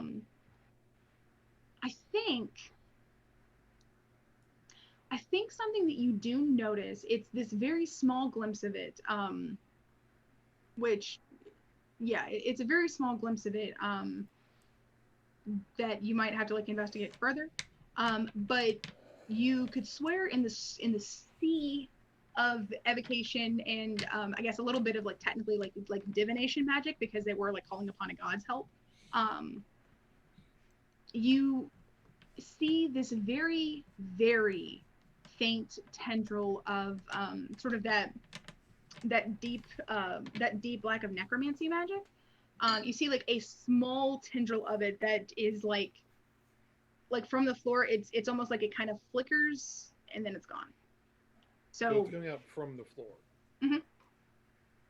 He'll kind of like walk over towards where that spot was and kind of look around, see if he sees any. You don't see anything here that would sort of denote like why that happened. Like I said, from where Darren was looking at it earlier, there's not like, there's a few like little things where it kind of dips down a bit, like they had told Isla. Like you can see it clearly, like kind of goes, and there's like a little bowl that you kind of kneel in. But there's not like carvings that you could press into and it could like reveal a pressure plate or anything like that. It's smooth stone. There's no seams. There's no carvings in it or anything like that. And as you get closer, you can kind of see like that tiny little like it's almost like a little blip of that like of the black magic stain, and then it's gone. So it's extremely faint, whatever it was. You kind of glance back at Dante and then glance back. You don't see any of it around Dante or any of the other priests, by the way. It's apparently like just here. It's literally just on top of where we just did all the ritual shit. Yeah. And the only reason I was able to see is because it stuck out against. Yeah, the only reason that you saw it was because this place is so drenched in like two specific other schools that it's a very different color from those two, so it stood out very, very much.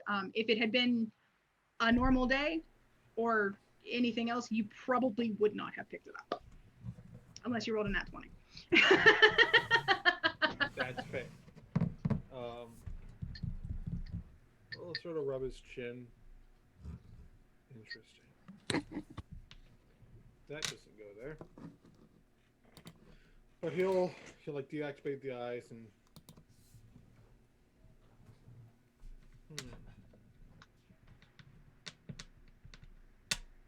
that's not good.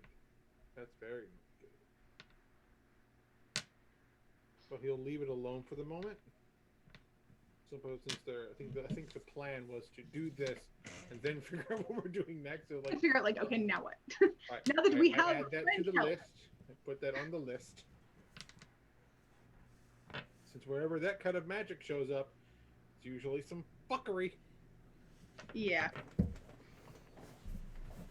he'll just kind of join the others and join in like the celebration.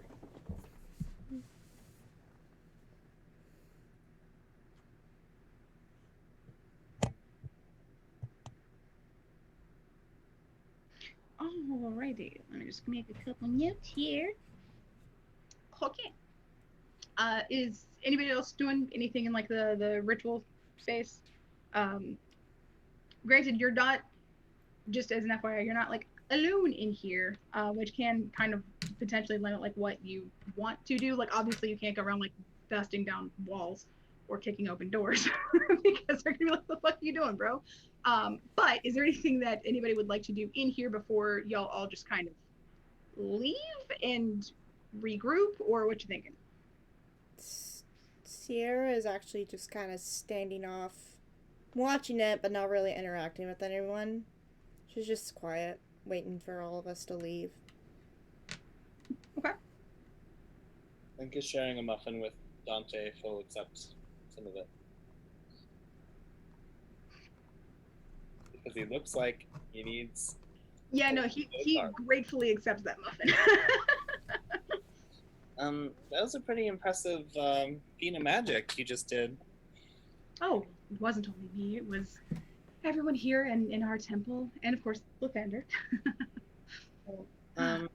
Yeah, but, you know, we're the vessels that allow magic to craft into what we need it to. Sorry. No, I'm allergic to blueberries. No, that's me, not him.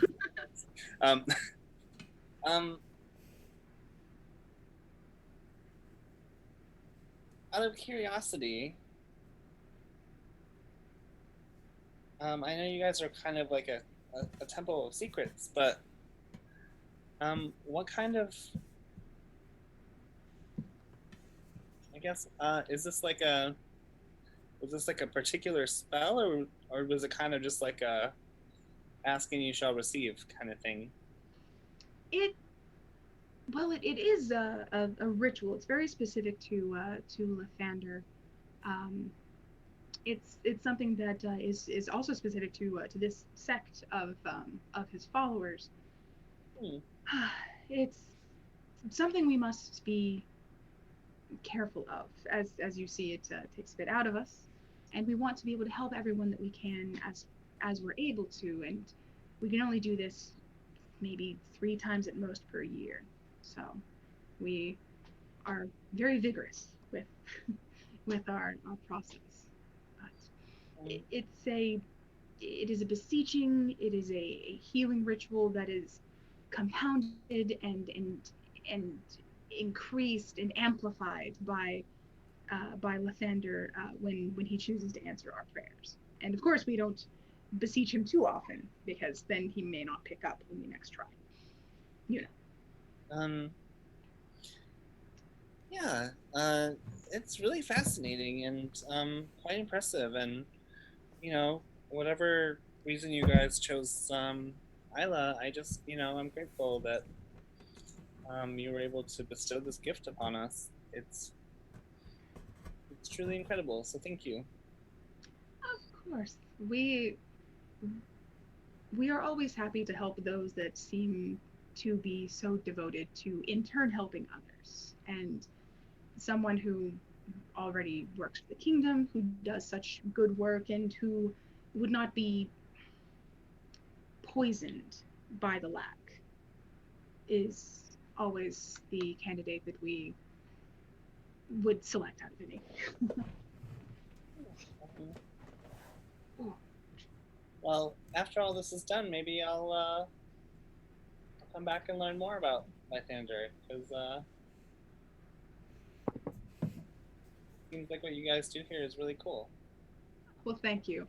We are always willing to accept another into the fold. Although you will find that the magic granted by Lathander is a bit different from that with which you were born. Oh, trust me, I've learned to live with my bizarre magic. It's both powerful and spicy.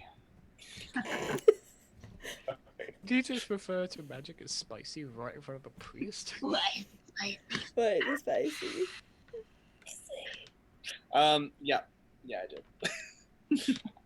uh, in the meantime, I'd love to learn more about the city if you are free in the evening time.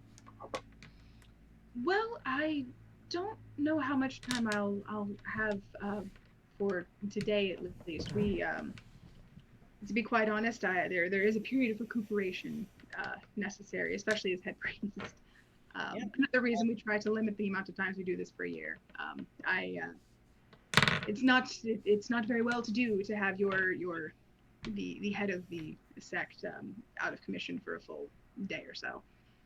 Okay. Well, if you want to just go for a casual stroll and try to regain your strength, just let me know. I'd love to do a tour of the other temples or the gardens or. This is an old town, so it's got history, I'm sure. Quite old indeed. But lovely. It is a very beautiful city. Indeed. So quiet and calm. Inside check. Inside check?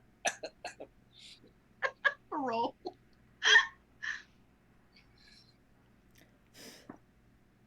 Shit. 12. You got nothing. He is being authentic. You sense no ulterior motives. He's just like, But yeah, this place is He's pretty cool. really not allergic to blueberries. Okay. Yeah, Zinkel stopped trying to, Pump him for information. put his Mac down. And he'll walk back over to Isla. Assuming that Isla is not engaged in some snogging or. No, she's engaged, but She's engaged. She's not snogging at the moment. Peering into Drax's eyes, like. they are in a church. I mean. Anyway, I think, we'll just sort of like go over and like stand next to the two of them or Isla if she's alone and just kind of like beam happily. And she'll engage him and Drax in conversation. Okay. blah, blah, blah, blah, blah. Okay, cool. So are y'all planning on like leaving the temple, sort of reworking a plan, and then like breaking in later, or are you gonna try and like storm the trenches now?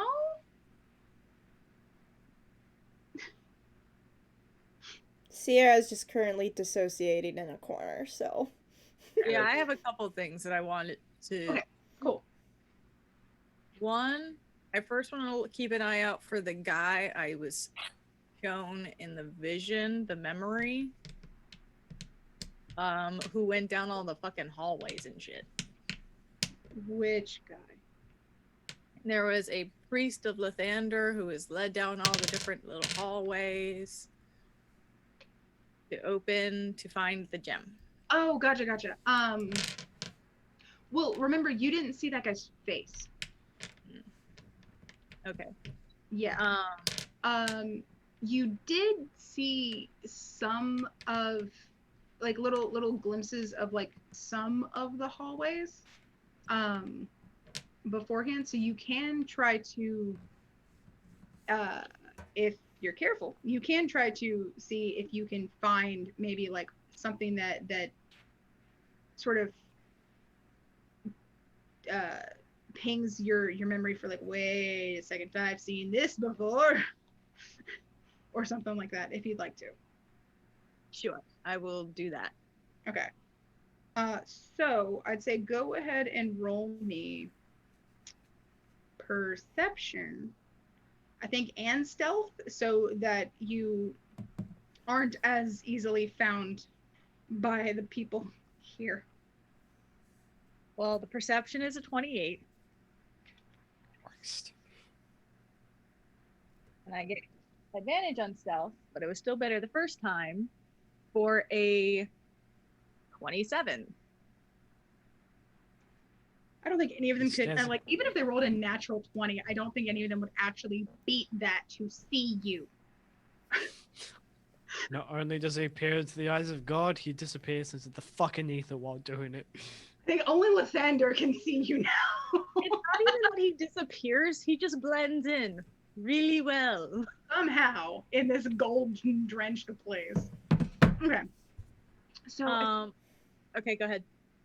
so I think what you'll see is you're kind of going around, and like I said, the upper levels here aren't like super.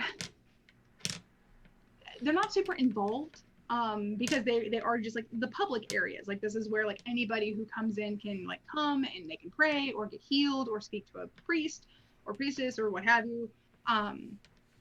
So, you know, it's all pretty like upfront up here. So I think you, with your stealth roll, you kind of get an inkling of an idea, and noticed that there is one door that does seem to be tucked kind of out of the way. It's the door that y'all went into to go through the interview room, for lack of a better word, when you were first petitioning for Isla. So you notice that that one's kind of out of the way, and it looks like that one actually does have a lock on it, unlike some of the other doors here. That one actually has a lock. It's tucked away, but like you rolled well enough that again they don't fucking see you, and you can get up to it. It is locked when you get to it. Do you want to try and pick the lock now or try later?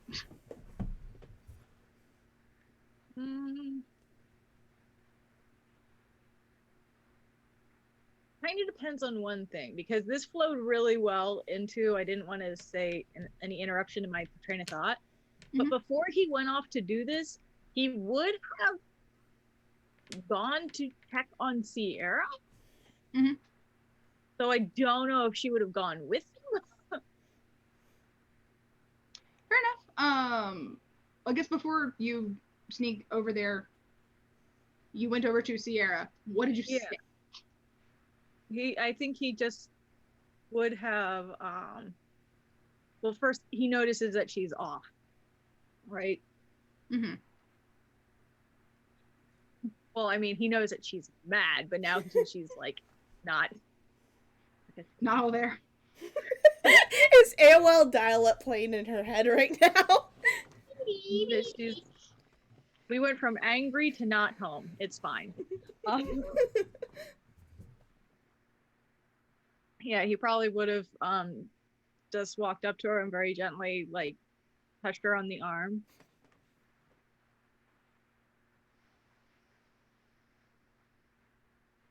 You all right? I'm fine.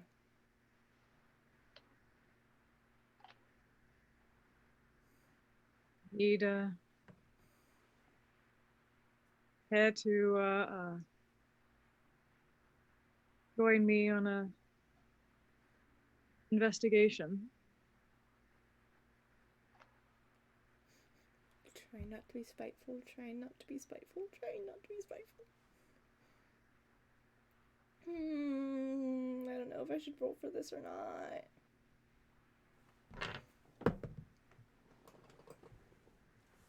Okay, better than I thought.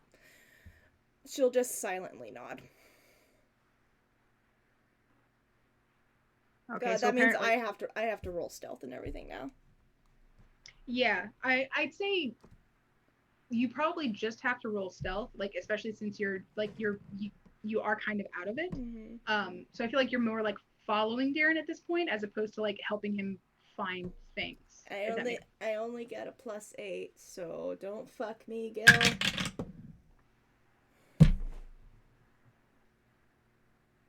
I don't think I have any. I do not have 12. Fair enough. I run straight into a pillar, I know it. Well, they rolled a 7. Why? So amazing. Bye. They're all really really tired. I'm gonna go with, like, they're all real fucking tired, so they don't have time to like pay that much attention to the outsiders. So you guys make it over to this door. Now what?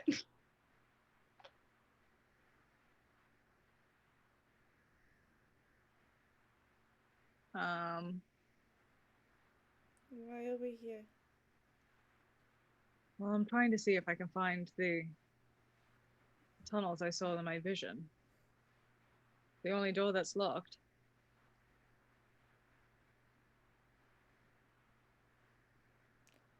Are you asking me to open it?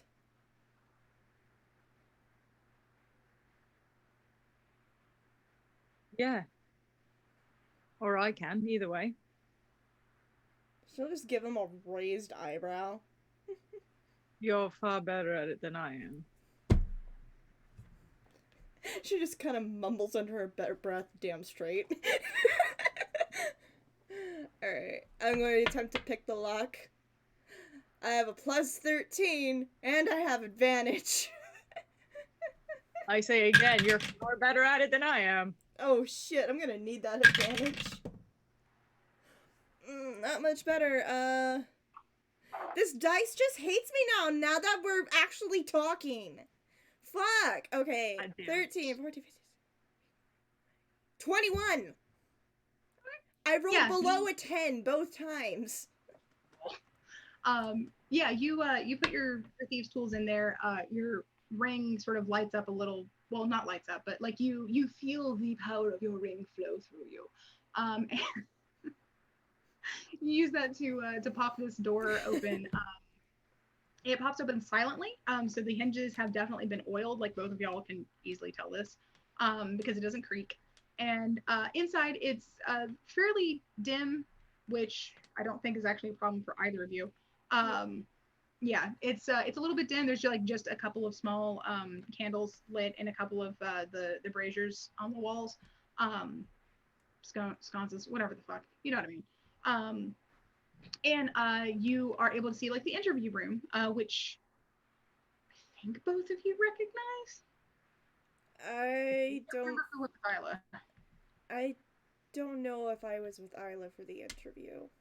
Okay. I can't remember. Either way, Kitsune, look up and see who was at the interview. Either way, you guys see the interview room, which has like a semicircular table with 3 chairs behind it and a few chairs that are set on the opposite side of the room from there. The room is dim, as I've kind of mentioned.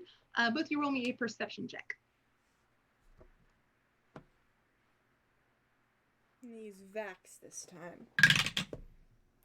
Oh, you fucking whore. I love that I have reliable talent because it would have been really bad. But it's a 22. 12. I'm still dissociating at the moment. Okay. So I think, Zira, I think honestly what it probably is that you kind of get caught by some of the really pretty like mosaic stuff that's in the wall. It's just colored glass. It's not anything like precious or valuable. It's shiny. Wow, I went moth mode. Thanks. Look, shiny things give you dopamine, which you desperately need right now. There's a light. Oh, that's good. So if there was any song in the world that was made for moths, it's played at a Frankenstein's place. All right. So Zira, you see some really pretty like mural stuff on the wall made out of bits of colored glass. Darren, you are looking around and catch the glint of an additional doorknob that's behind a curtain in the back that's mostly drawn, but like wasn't put fully back into place. Had it been, it would have been a lot more difficult to see because you can see that it's actually like designed to hang without like wrinkles. And has a design, and also is supposed to look like a plain stone wall. So, there's that. Can I listen at said Waldorf? The Waldorf. I'm just poking at the colored glass on the wall. Waldorf Warstash. I will cosplay him. Anyway, so yeah, you can listen at the door. Roll me perception again. No more twos.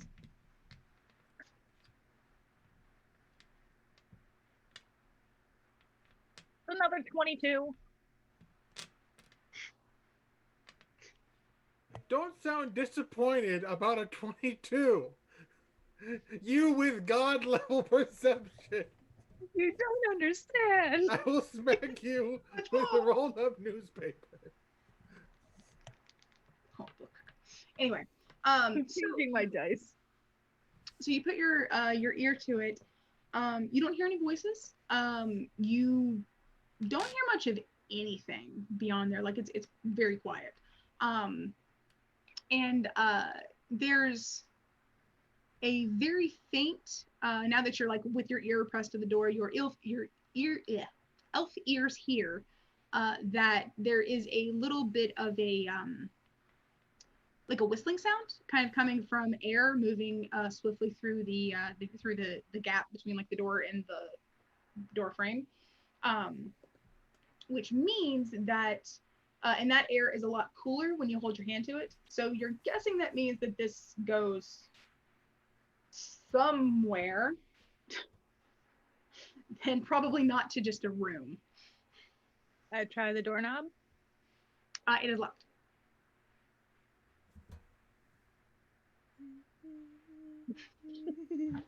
I am Moth Mom.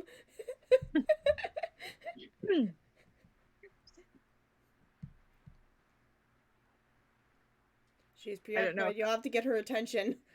Yeah, that's what I was just doing the psst, psst. I don't know if she heard that.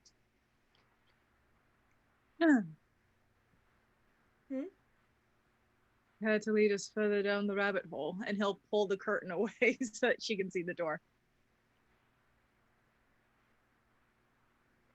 Sure. I'll walk over and attempt to pick the lock. Cool. Roll for me. That's gonna be a guarantee. 33. I rolled a natural 20. Nice. Gotta take a picture of that. That's the 4th natural 20 of the night. So, what happened here is you go up to the thing, slide the locks inside, or the lock picks inside, and twist and jimmy it a little bit. And it probably because you already had like a little bit of experience with the one right before it, you're able to basically wink at this fucking thing, and it just Hey, boo. slides right on, smooth as butter. And again, this door is very quiet. Like, it has obviously like oiled hinges, and it opens completely silently on the interior. And again, since you guys both have dark vision, you can see that it's very dark beyond here. There's a very scattered torches or like little lanterns that have like a magic fire inside. There are scattered ones of those, but it is a alarmingly unsteady looking, but definitely wooden staircase that goes in a pretty tight spiral down. Before either of us step forward, I want to check for traps. Fair. Investigation. Stay in the tray. Okay, investigation. 18. So you can, so you're looking over sort of this area, and you can see, as you're looking over the door frame at your feet, you can see at your feet a very specific line of runes is carved into the stone itself, and it's definitely an alarm spell that triggers once you walk over it, and y'all have not yet. There's an alarm spell here, and I do not have to spell magic. Come back later then. That'll be our best bet. Works for me. And I'll close the door and I'll relock it. Cool. Yeah, and you're able to like flawlessly. Mhm. So yay. So I think if y'all do that and then head out of the room and like close and lock that door relock the behind door. you. Yeah. Cool. I think like once you do that and kind of come around the corner, that's probably when you actually like see a brother for the first time, and you can tell it's a dude just because he has his hood back and he looks a little tired because he was involved in the ritual, of course. But he sort of like sees you guys, goes, "Oh, hello, good day to you," and then just kind of like totters off. He looks like he needs a nap. Does he seem zorked like everyone else in town? He does. Sierra's just going to make a mental note of that guy's appearance for later. Okay. He's a pretty average looking human, honestly. She's gonna memorize his look. Yeah. You can easily pick him out of a crowd or copy him.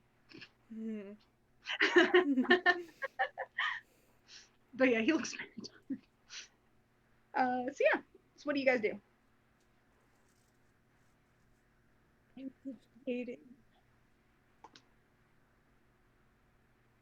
You have gears turning in your head right now, don't you? Hmm? You have gears turning in your head right now, don't you? Almost always.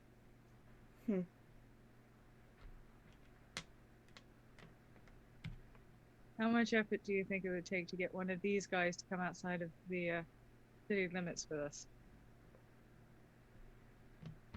Worked with a baker.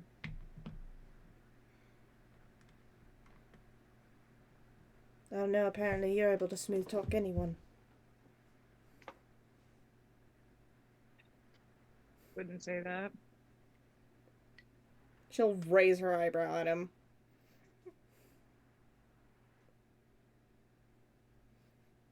Is there a singular lamb who strayed from his flock? What?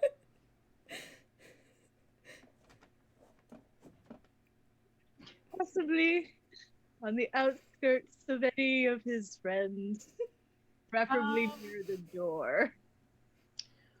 Right now, it looks like most of the people that you can see are either in groups of like 2 or 3, maybe 4. There's a lot less of them than you would think, considering that you just saw like all of them out, but you're guessing that a lot of them are probably going to nap. The guy that you just saw is heading over toward a group of 2. And they're getting very tired, like, hello, to each other. They look like they're about to fall asleep, like on their feet. I honestly, I think the only person who's like truly alone is Dante, who looks like who looks like he's kind of like resting up a bit before he does whatever the fuck a head priest does. No, he's useless to me. He will not help me.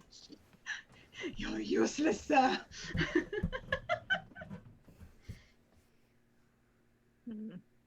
Okay, I'm gonna keep eyeing and waiting. At least if we leave beforehand, it's fine. But if one of them manages to wander away, the lion stalks his prey, waiting for one to separate from the herd. Sierra's spite. Come to me. Darren saw Sierra's spite as a challenge.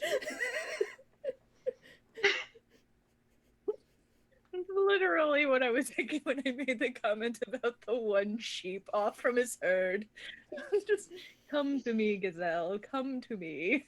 I am but a simple sheep.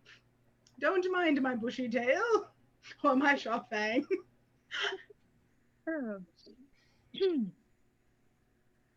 I mean, there's only like 2. So, what are the rest of you guys up to? Have you started like migrating toward the door? Are you trying to find your friends that you've now maybe noticed are not there anymore? What you thinking?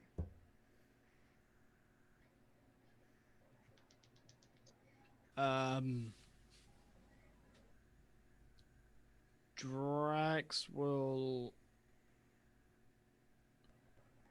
Drax is certainly making his way towards the door with Isla.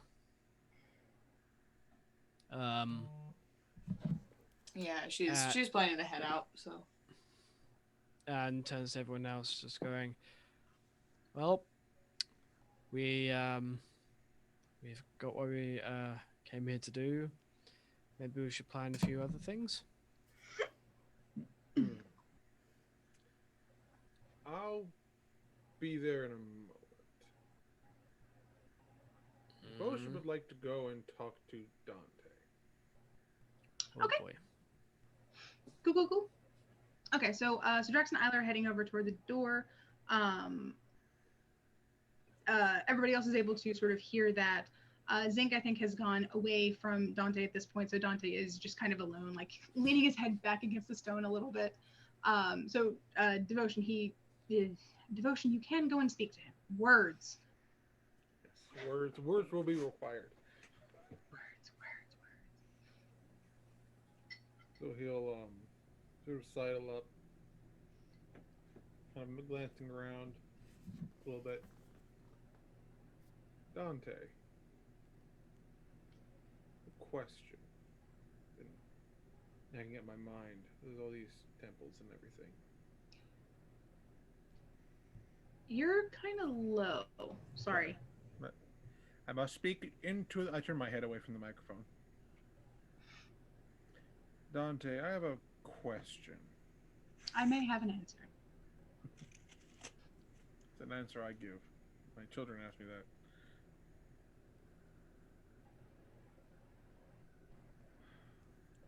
Have you ever spoken to your God and heard his voice in return? Well, a few times over the years, not with any regularity, of course. He is quite a busy deity, but on occasion, usually when we need a large blessing, such as the ritual we did today, I was able to hear his resounding tones during our process. I personally believe that is what helps to create the glittering magic that does the healing. He'll kind of sit on the bench, as next to him as he can be. Motion big. He'll try not to take up as much room because He big boy. He big boy. He'll kind of retract his wings back so he doesn't bump him or anything. As you may have noticed by my sigil, I am a devotee of Tyr. Yes. My experience with gods has been colorful, to put it in a manner of Stutha, is Stutha anywhere near this conversation? Please be, please. Possibly. If nothing else, you will have seen Devotion heading over toward him. I don't know if maybe she would have sidled closer so she could hear what was being said. I just want her to be near the conversation so she could just say something to that comment. Fair. Sure, why not? I bet all bets are off now. Well, that's putting it. That is putting it rather delicately. And just glares. Oh, I thought you're being done. I'm like, I thought Icarus heard something like. No, it's just Dante's just sort of like, I'm not going to touch that. That's probably a good idea.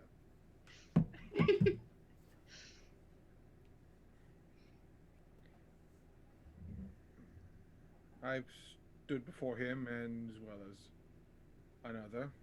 Oh. Quite an honor. Even once when I was, somewhat recently when I was quite upset, I managed to bring him to me, though under the proper circumstances. That was a experience. This may seem quite self-aggrandizing or as though I am trying to be a braggart, but I don't believe I've been truly upset in years. It simply takes so much energy, so much time and focus, and there are so many other things I would much rather give that to. How long have you lived here? In I believe my family and I believe we moved here, I was quite young, maybe 5 years old. My mother and father were both wonderful artisans, worked with silver in ways you could not imagine, made the most gorgeous of, of hilts for various and sundry weapons. Hilts, pommels, grips, guards, and you name it, they could make it, and it was glorious. But as is the nature of things, they did pass in their time. I was a bit of a late in life surprise, blessing, if you will. And Lathander and everyone here took me in, and it was good. insight. Fair roll. Oh, that felt good. Oh.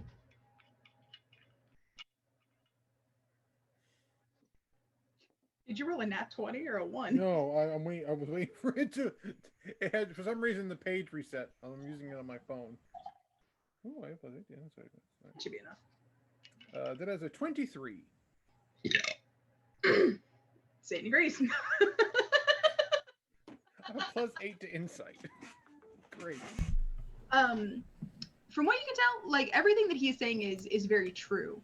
The only thing that you catch is there's just this very slight.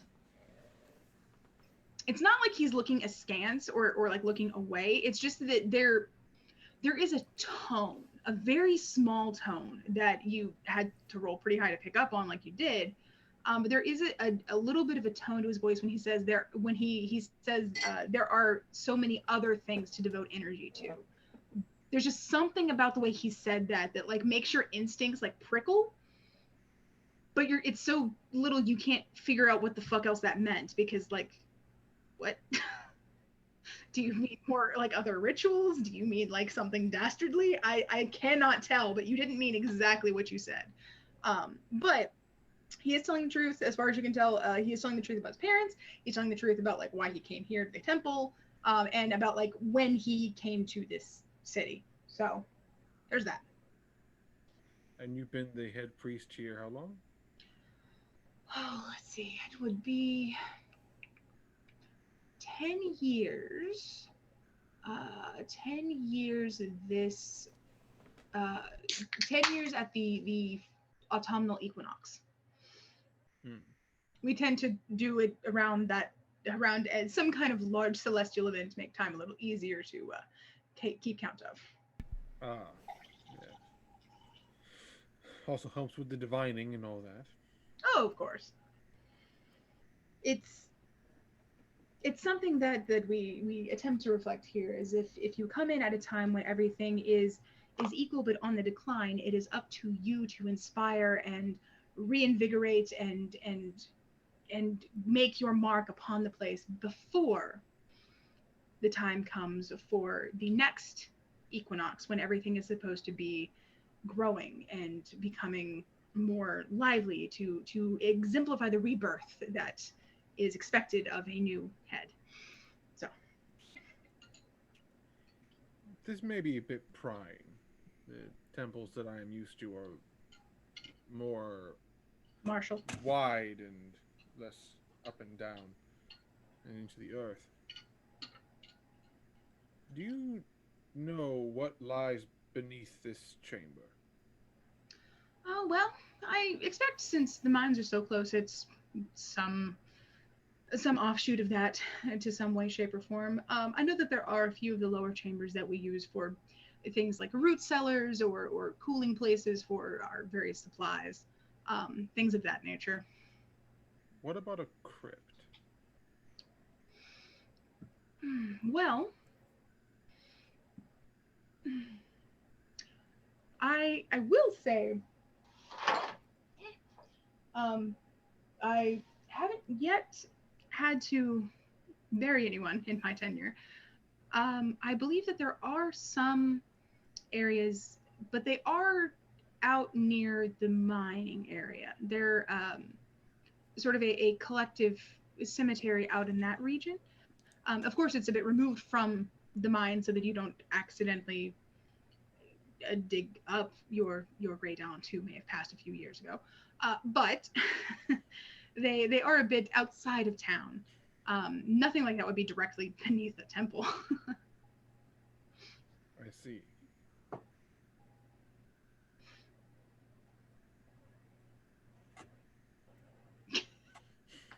Saw you roll. I saw you roll a die. You saw nothing. You saw nothing. Hey, dude, what you gonna do?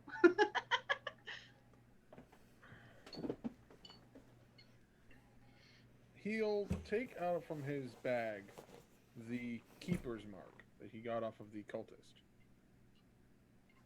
Have you seen anything, any imagery like this before?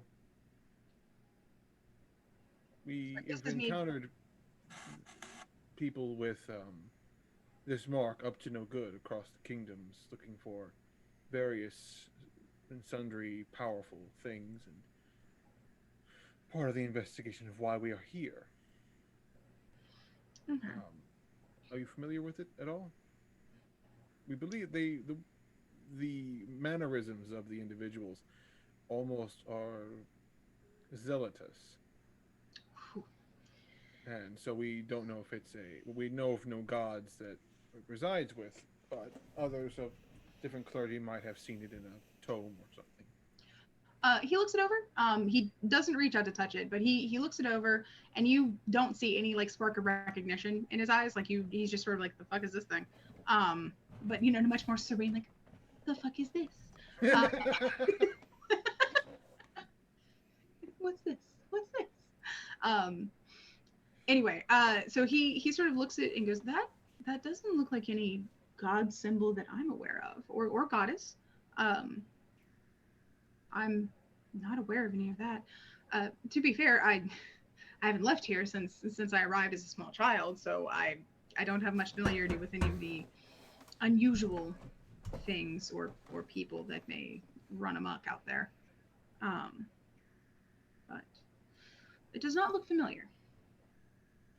Nor, I'd imagine, the name the Keepers. Not that I'm aware of. Is it a mortal cult as opposed to one comprised of deities? This seems to be a holy symbol, but I sense no true divine magic upon it.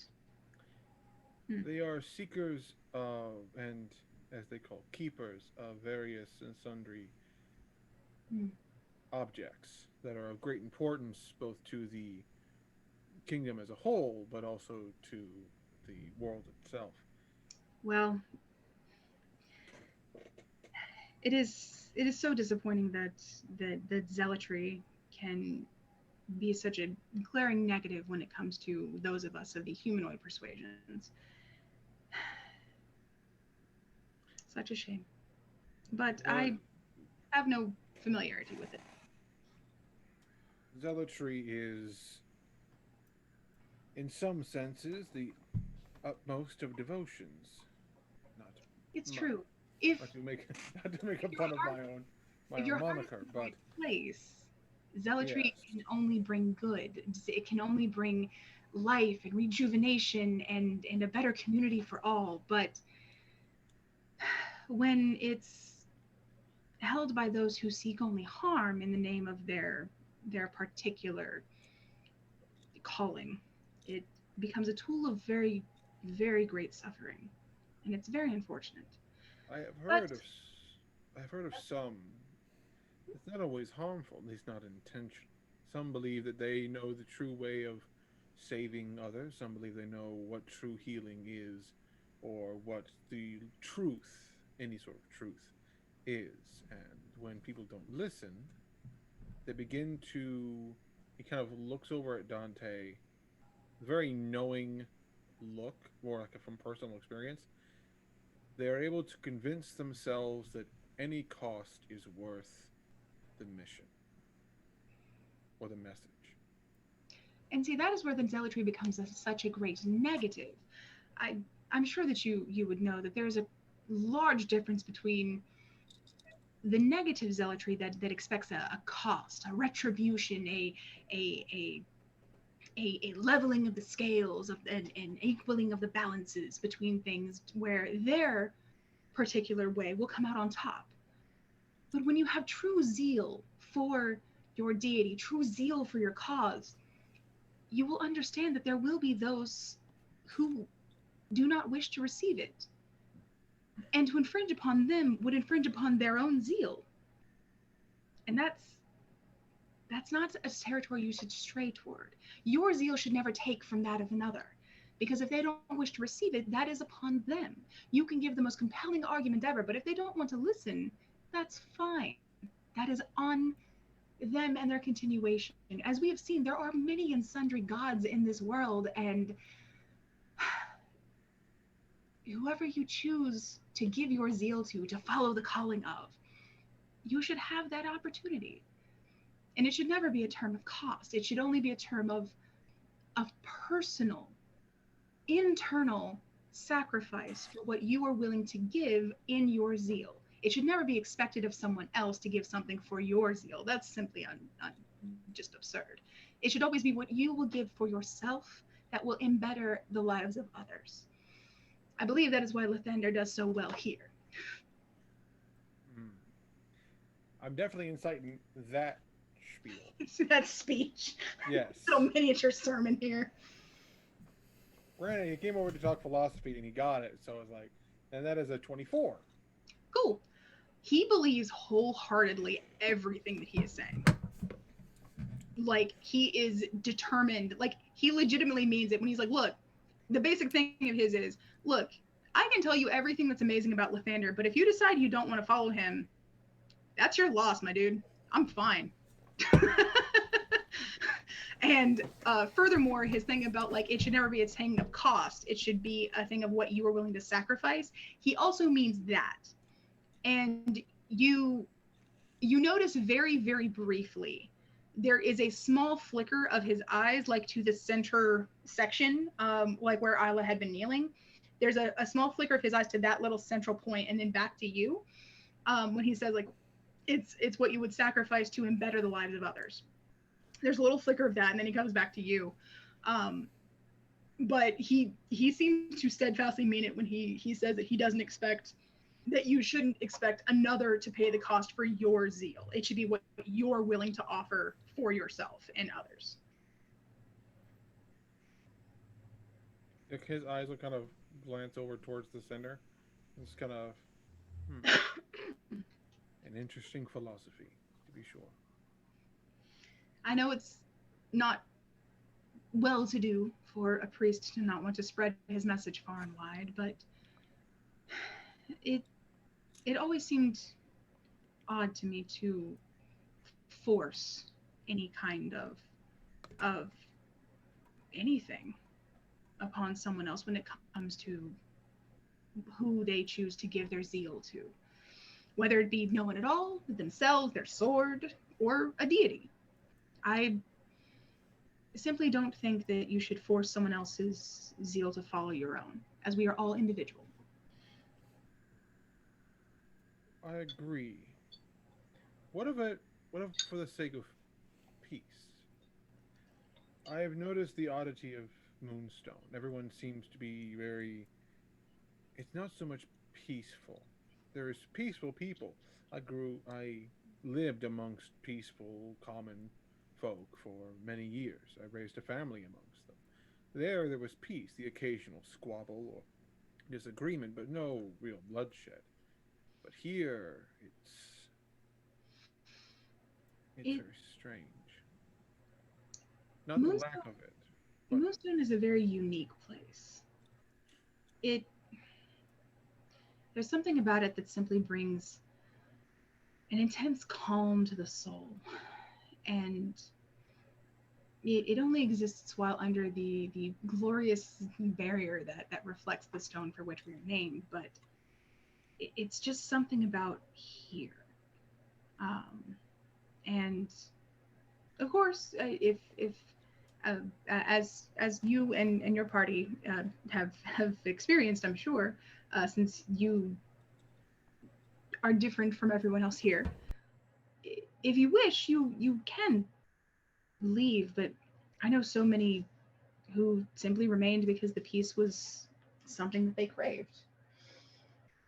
We have a few priests here who came seeking absolution, retribution, redemption of some kind, and we're more than happy to settle down here within the first day, even. But it is as it chooses to be. The city, I believe it may be something to do with the way that moonstones are something about the reflective properties or the way that they simply interact with the environment here. They just make everything feel a little better. I see. Excuse me. Um.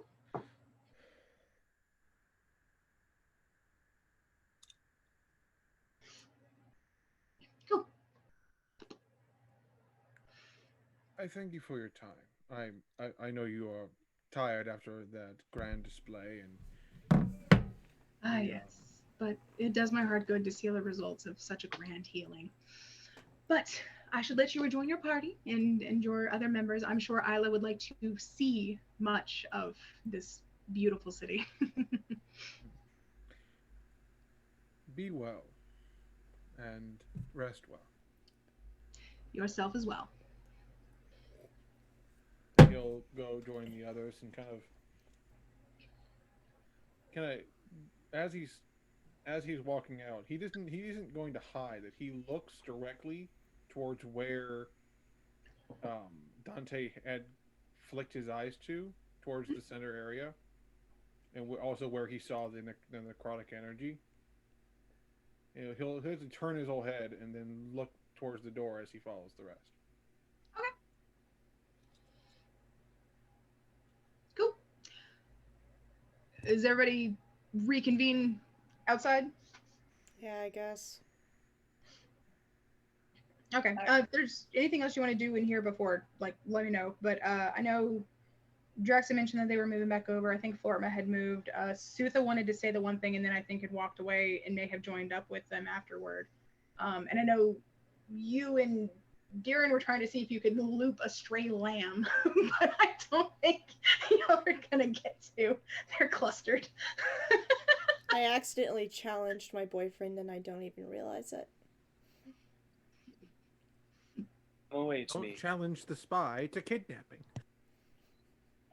Just so you guys know, Zinc, for Isla's sake, is kind of going through a cast of characters with how to disguise.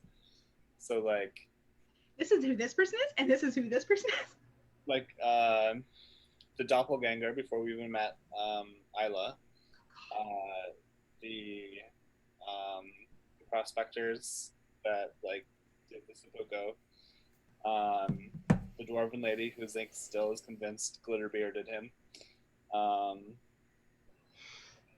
the Underdark Queen, the actual queen.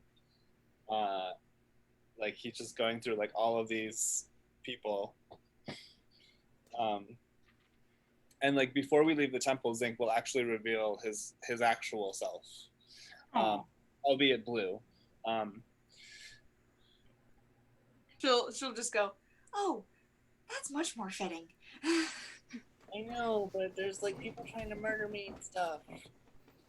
I know that's dangerous, but I'm just saying that your real self is wonderful. Oh, thank you.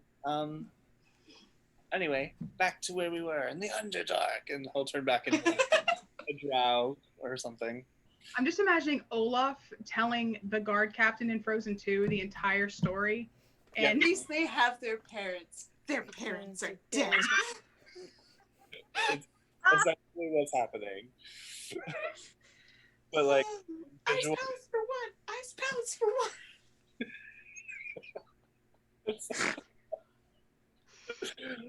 But yeah, Zink he's like using prestidigitation and dancing lights, and it's very theatrical and like it's just entertaining.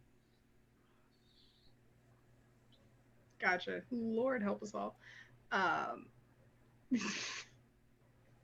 Okay. So Sierra and Darren, as I said, there's not a lone sheep for you to corral and bring with you with a lasso.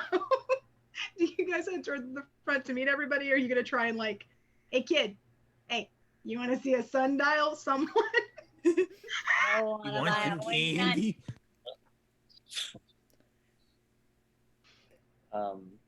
Sierra is You want to go for a walk outside the Bay Area?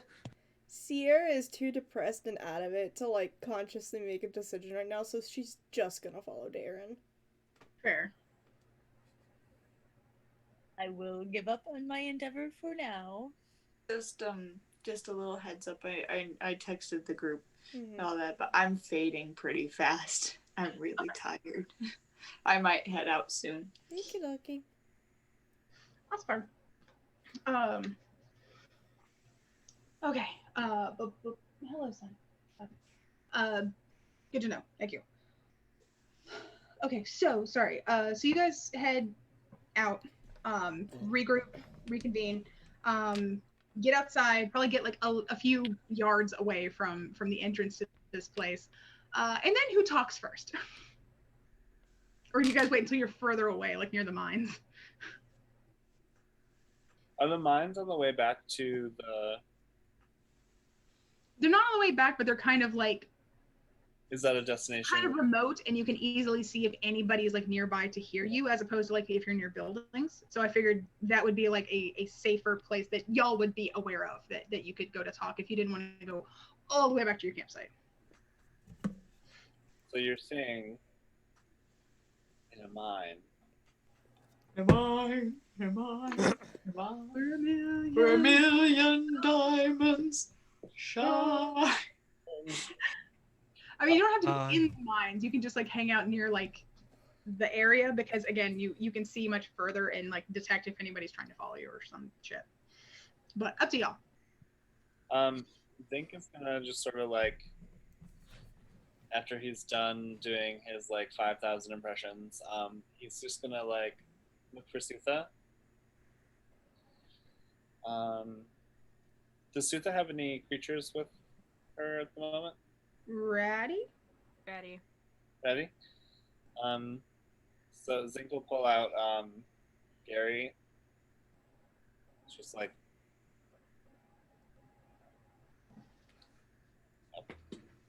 and he'll offer food and then see if Ratty wants any cheese or anything. Oh yeah, he'll take it. You just want to make sure that you don't forget if they're with you. Like, if you go swimming in cold water, or when you're like fighting a big octopus monster, or anytime you do anything ever that they're, on your person. Oh my god. That wasn't a slam to anyone. I just... Their name definitely doesn't rhyme with Bora Laley. Nope.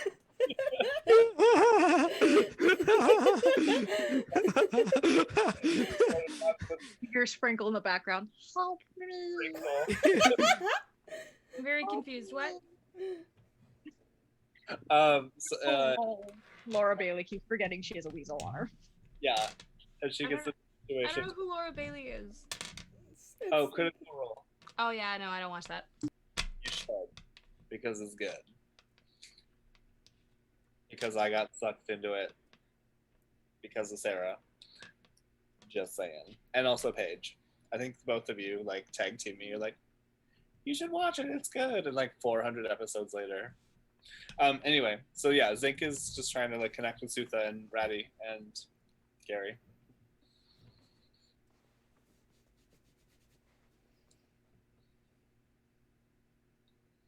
And Maxwell. Hello. Leo. Leo. There is Oh God. my god, you have a bow tie. He looks so handsome. You look so dapper. He's such a dapper man. Mother, why do you show me off to the world like this? Mother, why? Mother, why? But I'm getting cuddles, so I That's a will deep love. tolerate. That's a deep love for cuddles. Mm-hmm. Oh, yeah, Sierra's silent during all this. She's just trying not to go mind blank. Yay.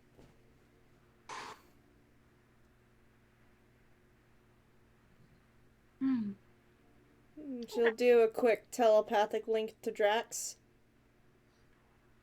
That wasn't so bad, was it? All you hear is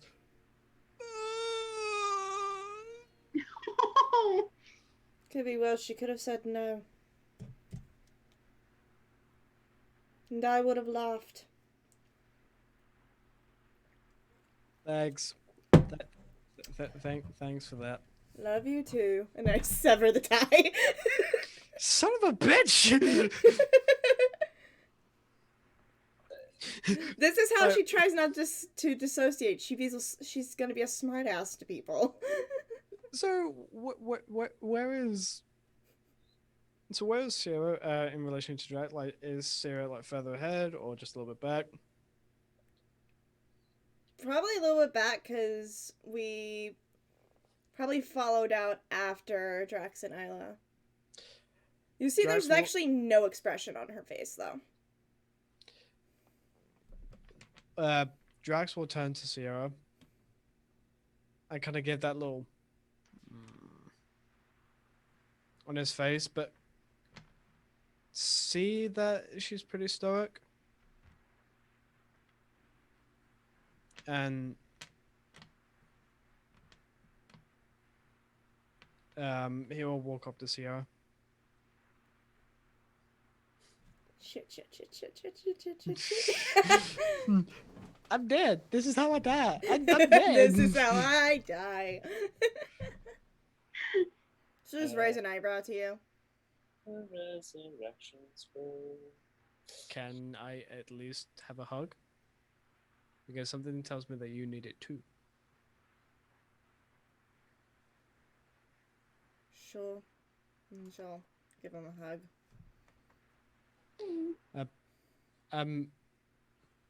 As he's hugging, he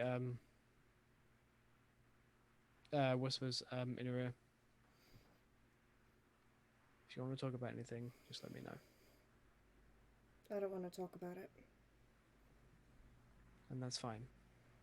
You know where to find me if you want to, okay? Okay. And he kind of pokes her, pokes her in the ribs, like teasing her. Ow, Not too, ow. not too hard, just that little. Nyip. Ow, son of a bitch. Love you too. Mm. And he walks away. I know where you sleep and I will strike this up. I will slit your throat to the night. No, she won't slit your throat. She'll do something worse. I will shave your beard. Yeah.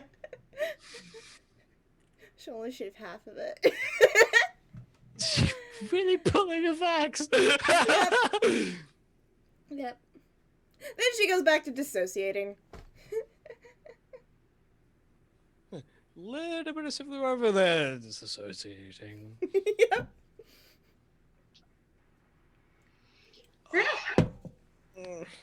Okay. So, y'all are all together. Who broaches the discussion of like, so, how we gonna break in here? Is it Darren with his information about like, hey, so I found like a creepy ass door with a trap on it? Yep. Yeah. Literally just unmuted my mic. I'm like, no. Well, I think I found our way into our tunnel. What tunnel? The one I saw from the memories. Is it a secret?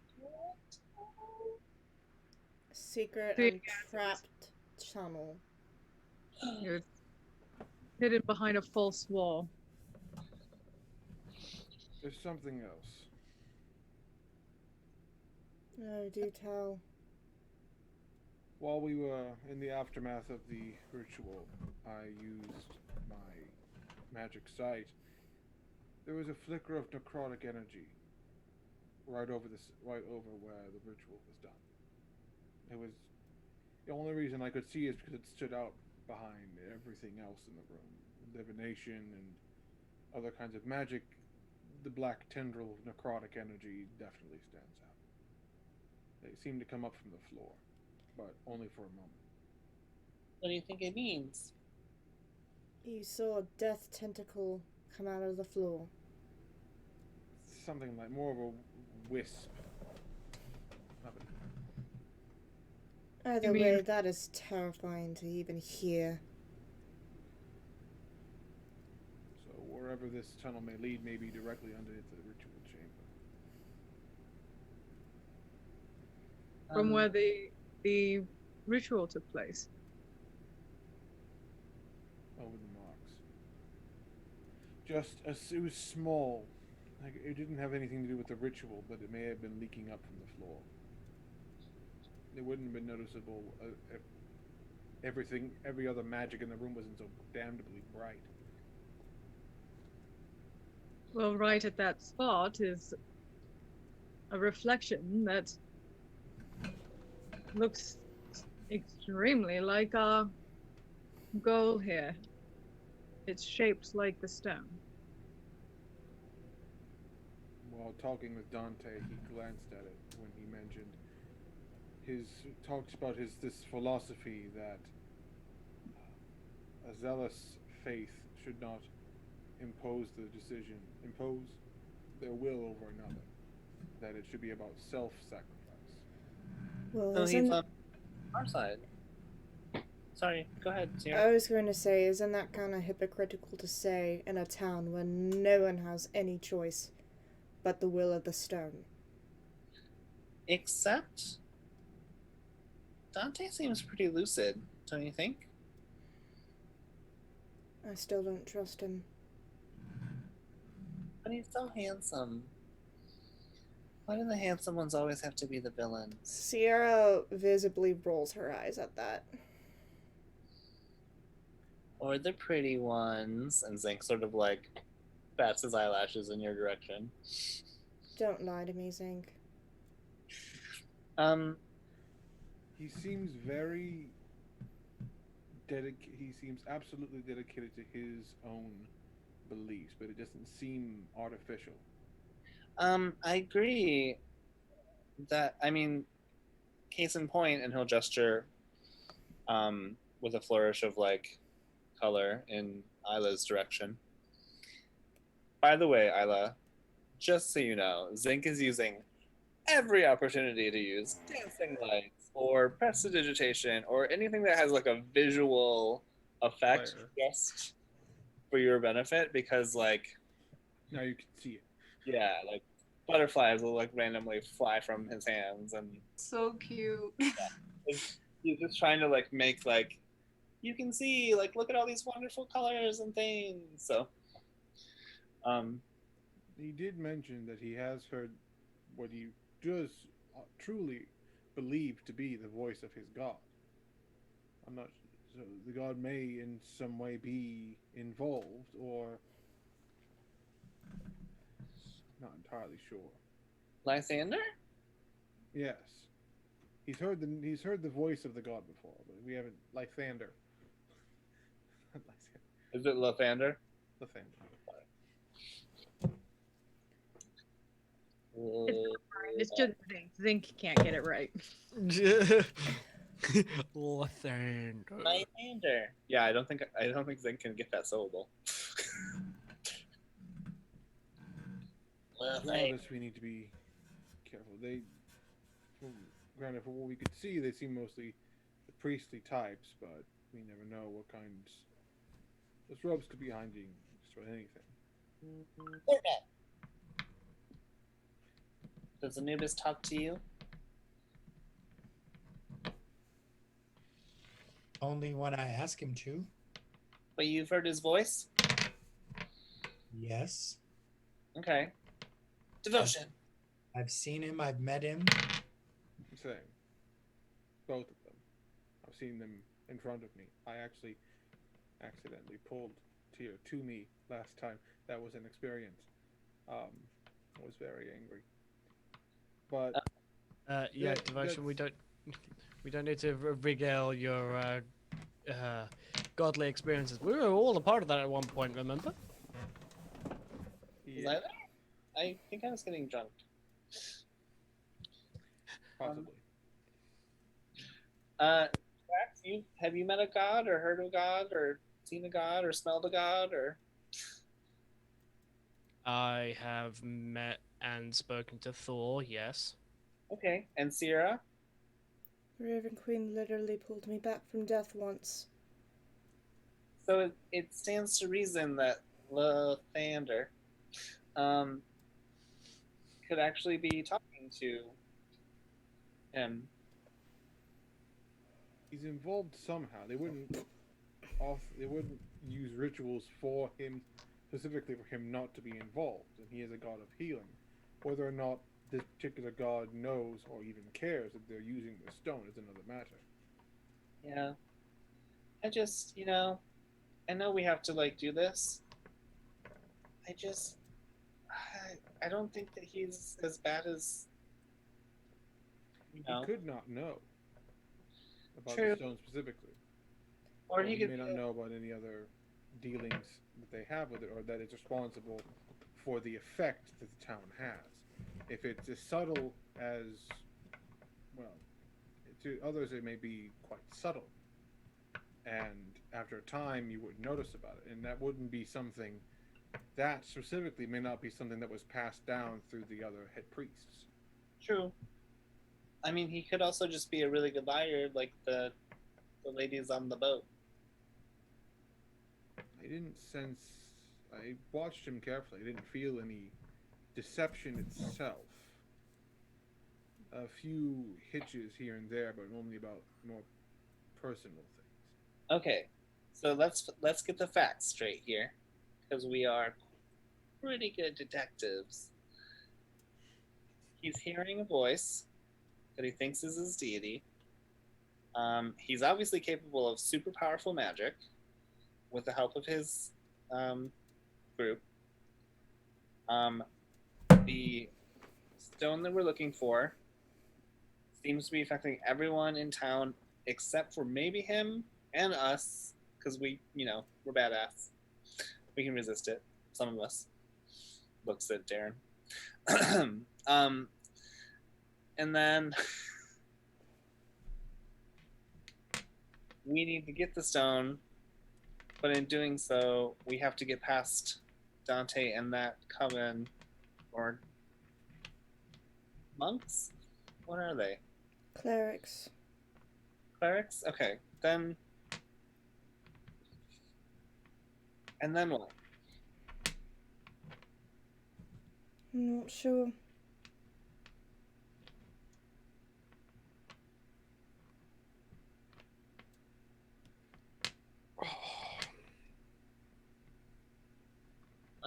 Nate, your mic is. My mic is gone. Well, I know what happened the last time I touched a gem like this, but I don't know if that would happen to someone else. It would probably have some effect. Darren, you said that when he touched it, it pulsed. It had an effect on him as well as those around him. The barrier didn't exist until he touched the stone. My father also did not recommend actually physically wielding the stone. So, do you think we should maybe get something to contain the stones? Like a satchel or a box? Or The only box that I know of that can contain one is one that is currently in the bowels of a volcano with my father. The rest of the liar's tongue is kept inside of a box that can only be opened with the other part of the stone. okay, and recap, we don't want to leave here without the stone. because other people might be looking for it. If they can find a way to protect themselves or ward off the effects, and the keepers come here with the intent to take the stone and the means to do so, everyone here is so passive, I don't think that's going to... The stone itself may be able to hold them off to some degree, but if they truly wanted to come here and take it, especially since the rumors of these miracles have been getting more frequent, then the entire town is in danger. Well, and again, to your point. Oh, sorry, Drac. Go ahead. I'm just thinking, is it a point that I'm sure the keepers know about us right now? It is a possibility that they could be waiting for us to get the stone, and then they pounce on us when the stone is less defended. It is weird that we haven't seen them here. Are you sure? With the attitude of the people here, there's no reason to suspect that they would be able to get in and not end up out of their minds. If they know about the Queen's Eye, they must know about the others and must look into... They might have knowledge that we don't. They might have already known about the barrier and its effects. The Queen's Eye was their priority. Yeah, it's possible they don't know about all of the gems, because it took us some time to even find out that there were more than one. This is true, but this whole thing just... They've also aligned with a cult, my family's cult, that is both named for and currently has one of the other stones, or at least half of it. So if they also know that if they can get their hands on more than one and utilize its powers for their ends, then I imagine they would do so. Whether or not it's their primary goal. The eye seems to be their primary goal, but any others they can collect, I imagine, are on their list. If they control them all, that would be catastrophic. The amount of power at someone's fingertips to control all of the stones. Just having the Queen's Eye is an unfathomable amount of power.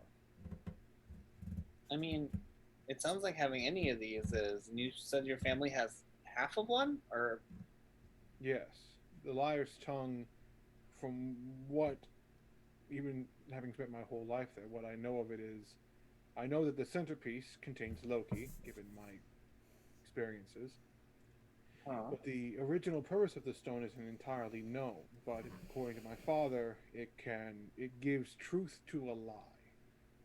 And with it at full power, it could make your words reality. Now, that could be fluff from a madman, and I imagine it has some limitations, but that's not a power anyone should have a hold of. I think it's safe to assume that someone probably is using that power right now, then. Damon, did you say that you had a spirit friend in the cave? Sierra visibly tenses up when you say that. The spring itself is sentient and apparently can appear in the form of a child. Ooh. But it's not a child, is it? Like, does it have power, or like something we could maybe use or borrow? I don't want to say use. That makes it sound... If you go to the spring with a question in your mind,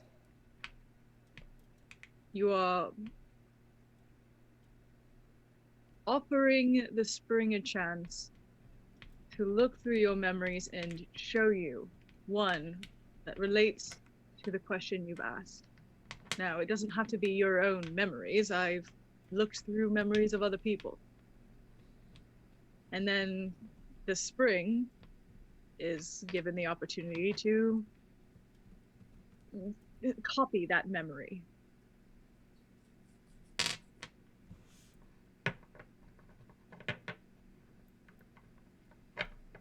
Hey, Chihuahua, this is a lot of stuff going on. Well, we do happen to be next to the cavern. Do you want to maybe swing by now, or should we come back later?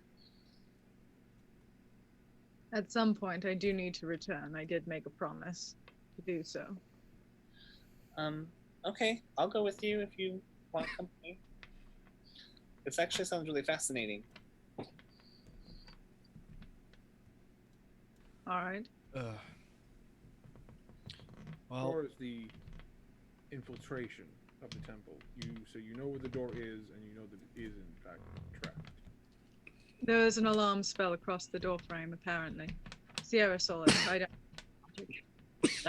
That's easy. That's similar to the defenses of the door to the pool itself. Aside from the illusionary wall, there was also an alarm spell that we deactivated.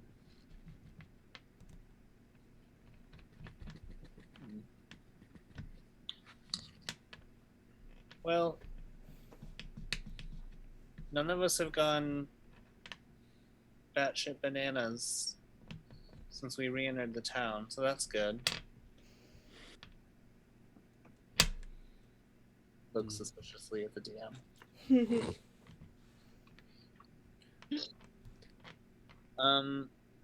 I guess we just need to come up with a plan.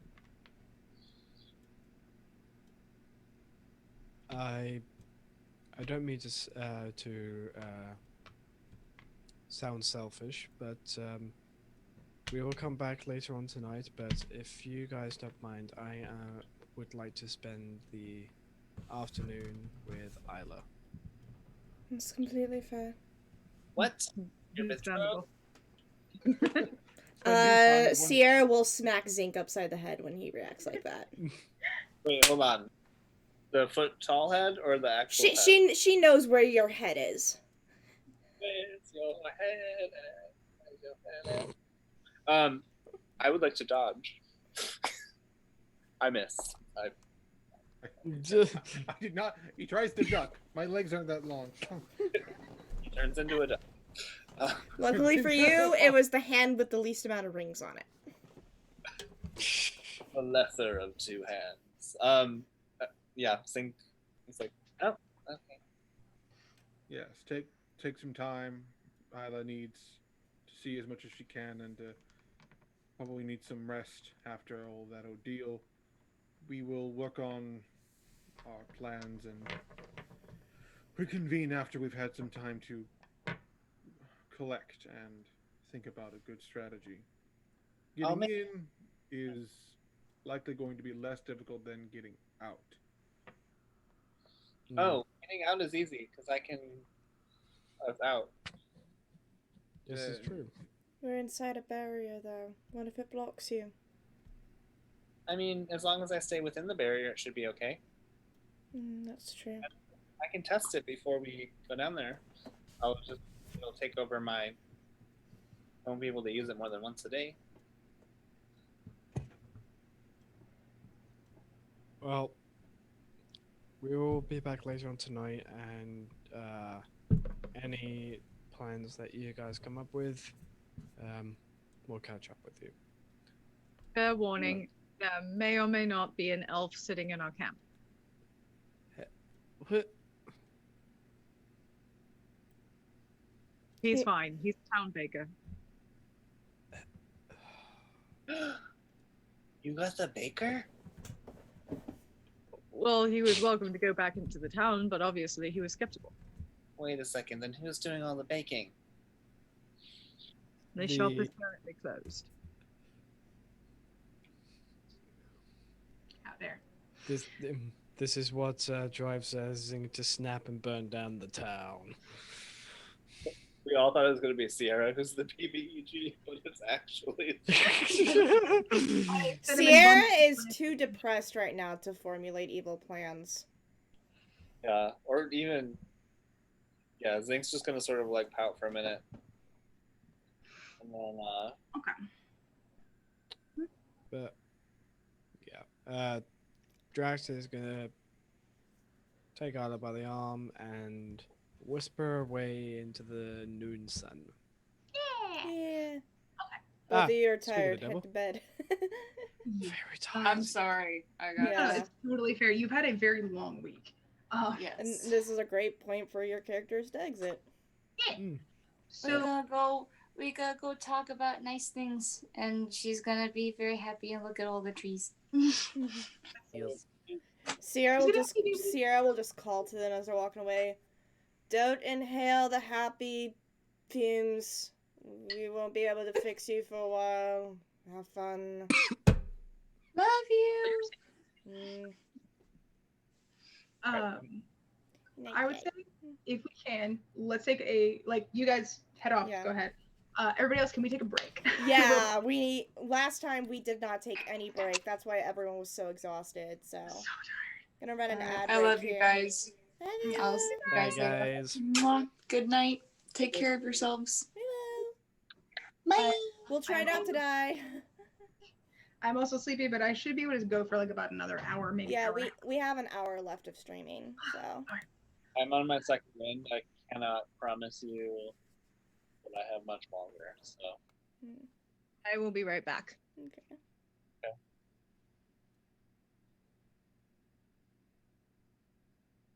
Of all the people Sierra expected to get a hug from tonight, it was not Drax. She's just like, I need the fucking emotional support bandit to hug me, but everyone else is hugging me. I could disguise myself. No, she'll see through that. I mean, he won't try to hide it. He'll just be like, huh? She'll be like, it's not the same. Yeah.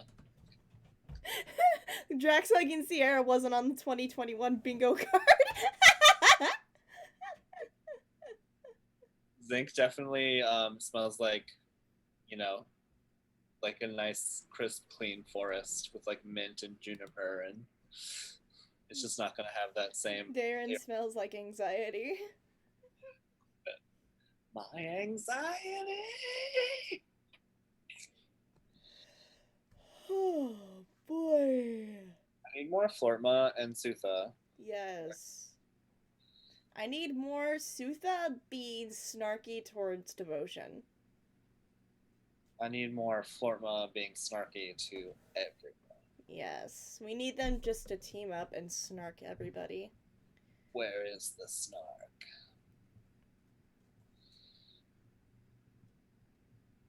I legitimately did fall asleep on the floor though for a minute. Oh wow. I snored myself awake and I was like, oh fuck. I should probably stand up. Yeah. I've fallen into Sierra's headspace, so that's why I'm so apathetic right now. Oh my god. I am Anna, committing to character. go on a romantic sunset walk or some shit. Yeah. Isla's immediately in wedding planning mode. Yeah, Zinc is definitely down for some WP. I mean, they have 3 people who can officiate the wedding at the same time. I don't know, does Sierra have ceremony prepared?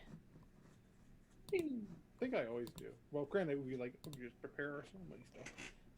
I don't have it prepared right now. I can have it prepared tomorrow. Yeah. We pull off an ancient gem heist, and then we go have a wedding. Yeah. Typical Tuesday. Yeah. Solomon Grundy, born in a Monday. Yeah. Anyone with at least a passive perception of 15 can notice Sierra is not doing well. 13. Devotion's like, Devotion can't see shit. He's just like, oh, Sierra's fine. Well, I'm pretty sure by this point he knows that fine is not a setting on fine is not a Sierra setting. There's some level of distress is just like. But he's just like, oh, she'll be fine. Like that is not my expertise. Yeah. My passive insight is 18, so he knows my passive insight is 18, so he knows she's in some level of like, fuck. I mean, he's just like, but I don't. He's just know like, what... I don't know how to help unpack all that. No. We both need a therapist, and I am not qualified. Mm-hmm. Now will you work, you piece of shit? I intentionally had her not be so emotional during that proposal. She's just like, okay, time to just shut everything off.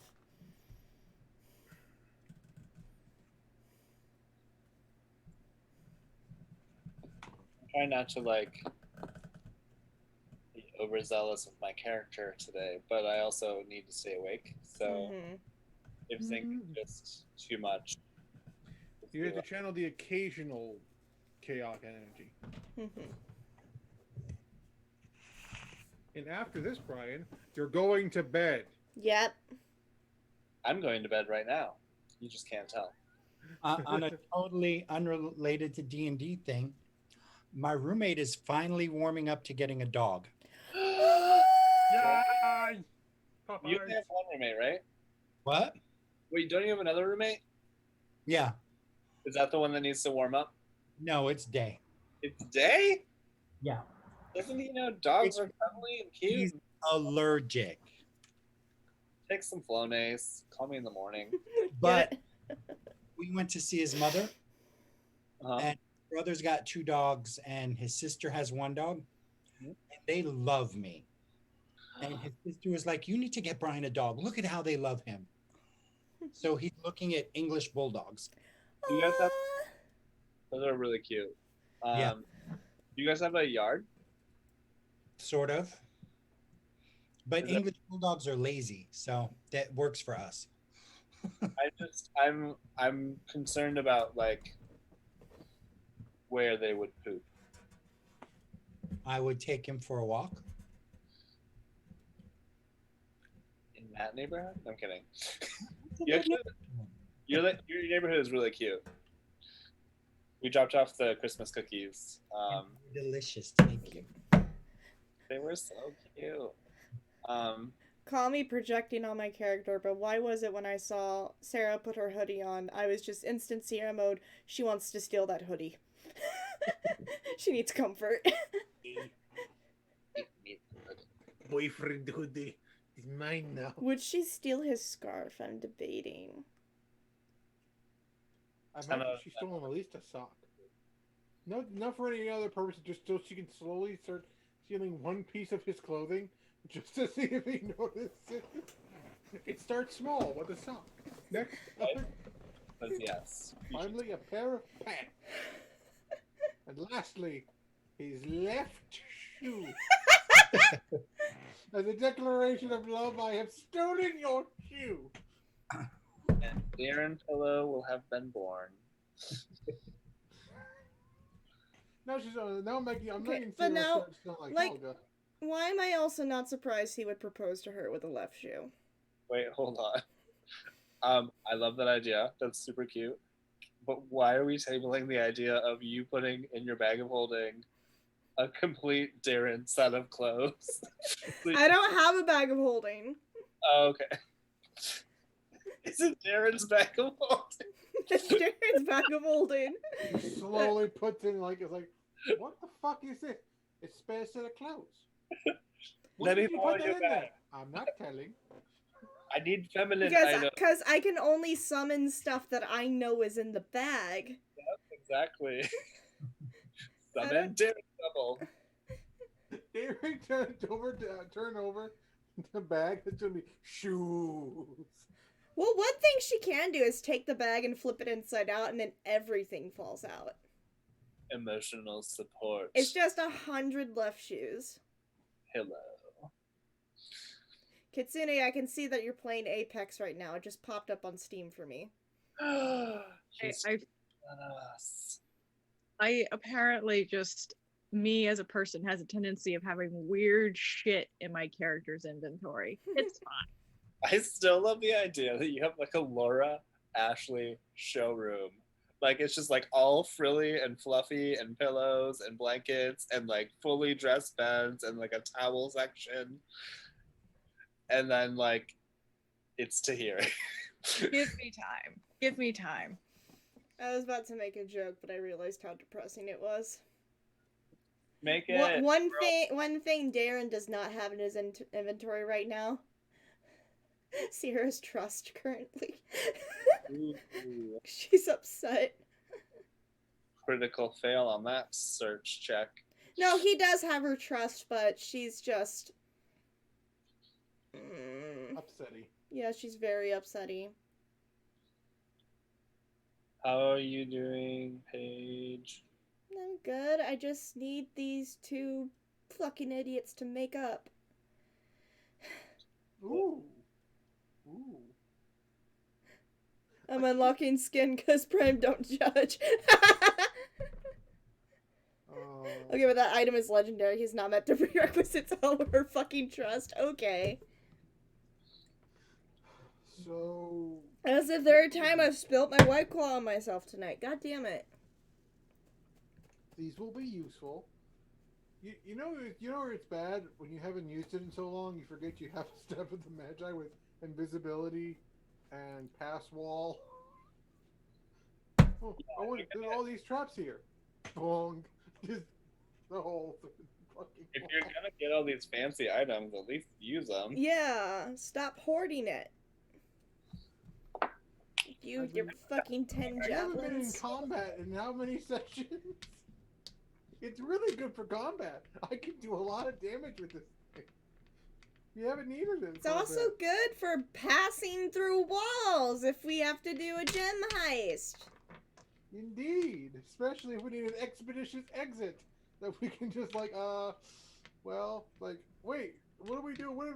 In that way, we don't have to worry actually about killing anybody. We can just pass wall up there, and as long as we get out before they do, I use pass wall. They end up back at the other end of where the tunnel started, instead of inside the wall. Mm-hmm. Are we ready to get back to this shit? Are you ready? I'm supposed to be the only depressed one here tonight. I need y'all to fucking smile. I'm tired.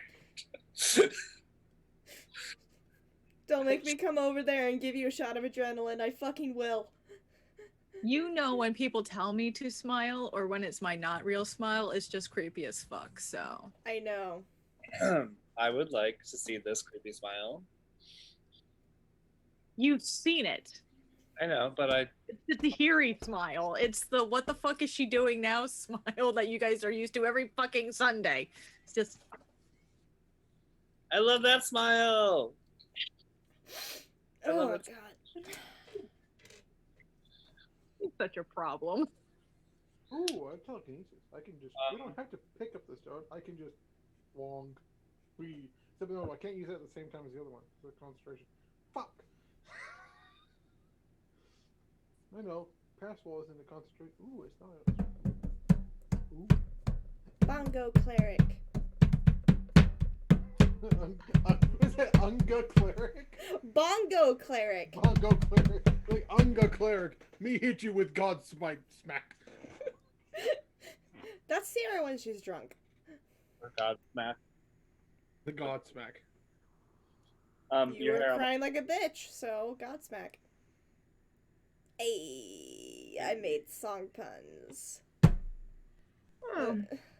Let us please continue before I ruin the night with more puns. I was just gonna say, like, we're all pretty exhausted.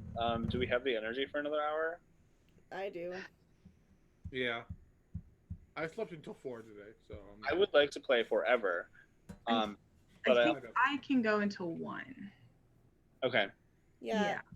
So it should at least give us time to separate and to set up some stuff that we can then expand on next time. Yeah. That's good. We don't want to get too far ahead with the other two gone. Yeah, exactly. Yeah. Okay.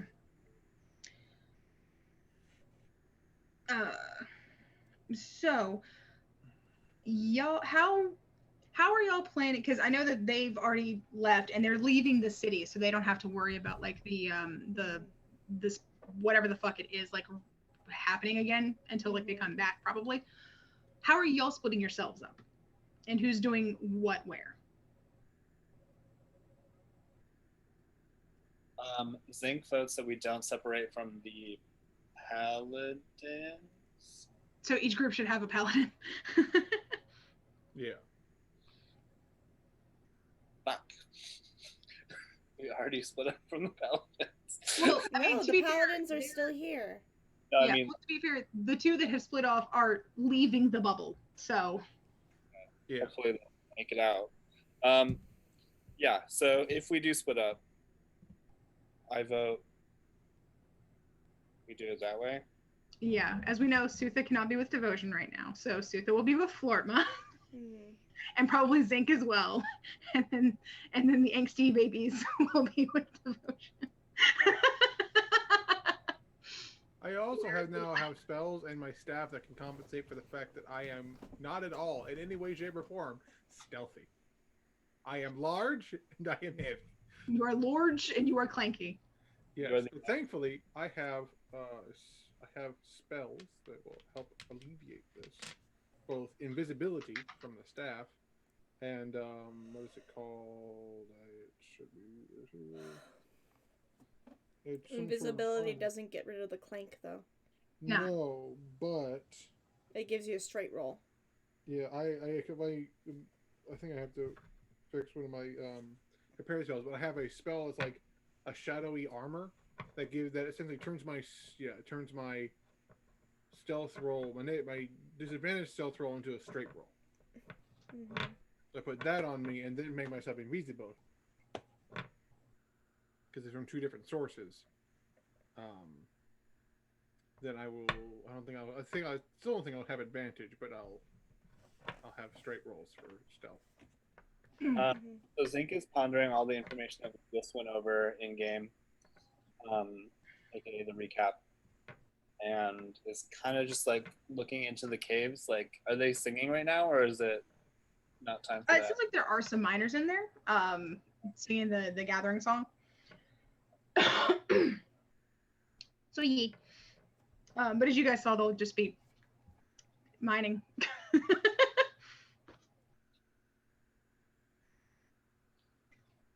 Siren is going to pull Sierra aside.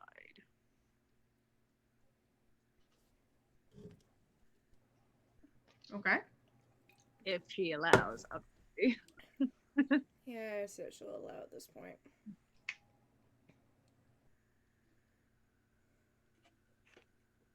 Listen, I know you're upset. I'm very good at pissing people off, I've learned. And I know you don't want to go anywhere near him. But I'd like you to actually come with me when we head back to that spring. Why? I didn't hear you. What? Why? Because you asked me something that I couldn't quite answer earlier, and I think there's only one way for you to understand. And unfortunately, that means that I need you to trust me.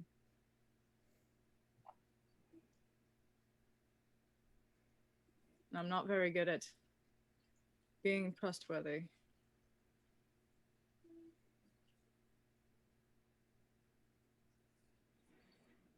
But I'm not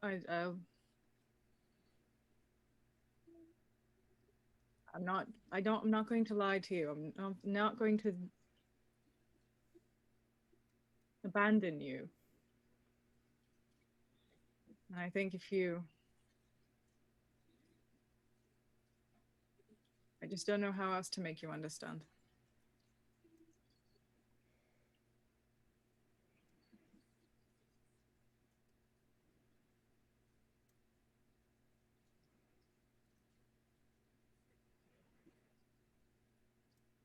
Sorry, I'm trying to think of what she's gonna say. You're good.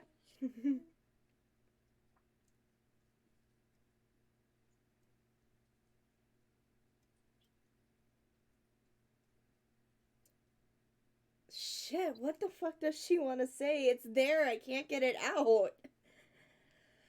Take a quick drink real quick. I'm only gonna hear it when I'm drunk. Okay. Oh no. That's not a good trait, ladies and gentlemen.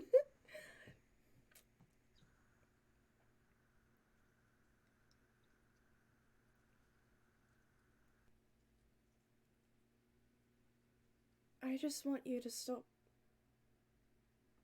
willingly risking your life for the smallest things.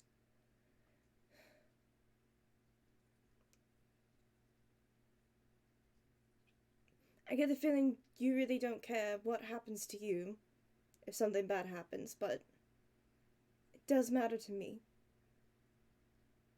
What the hell am I supposed to do if I lose you?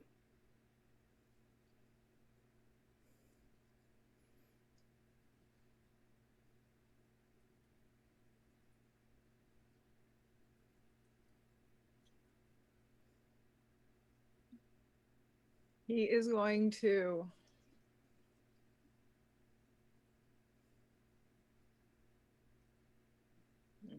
I don't even know how he would do that now. He just kind of takes a minute. You've made it very clear you don't like it when I risk my life in crazy situations. So I'm making it clear now that it's the same way from me. It can't be one way and not the other. It has to go both ways, do you understand?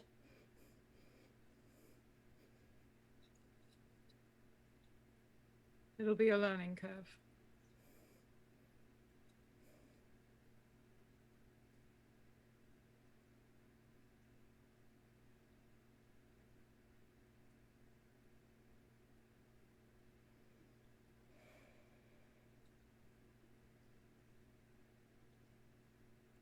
She's just trying to hold back tears at this point.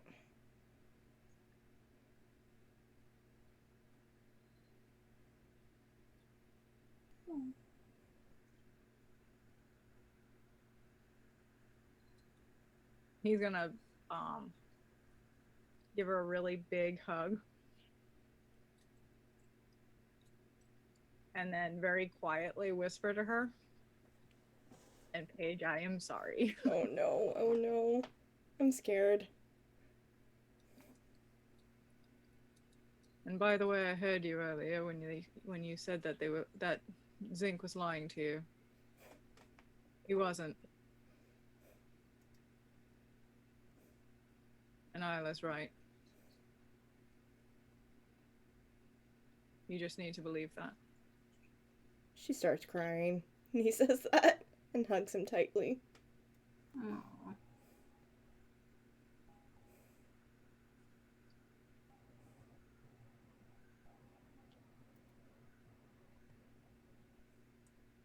Will you let me show you?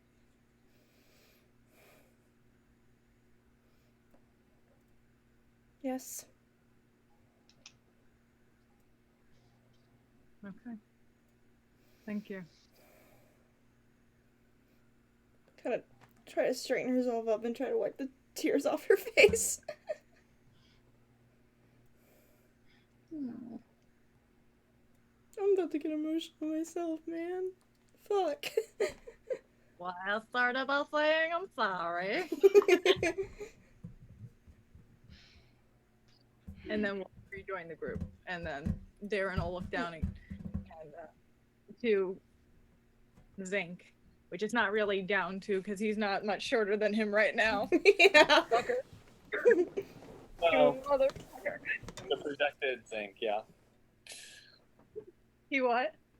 It's a projected zinc. So I'm still looking up at you, looking at my eye line, which is like a foot higher. So you wanted to see the spring? Oh, yeah. Did we have anything else in mind for today? Make it sound fun. Oh, before I forget, I need to get something to Flortma. Is Flortman gonna go on a journey back to the spring, or is he gonna peel off? Or are we just all gonna go to the spring? I mean, yeah, that's also a possibility. Is everybody going to the spring now? Devotion will go back if there is to be a split of going and not going. Devotion will go back. The question is, will Sutha go since it is inside the mine? With Devotion. We don't want to. Well, I mean, if all of us are gonna be there, we don't have to worry about that. But Sierra, well, this is actually Paige being because I'm not sure if Sierra knows this. Paige knows that Sutha doesn't do well underground. Mhm. And I don't want to end up having to force a split of the party and then have one of the paladins stay behind even if they wanted to go in. Bridget, do you want to go see the sparkly water that shows memories?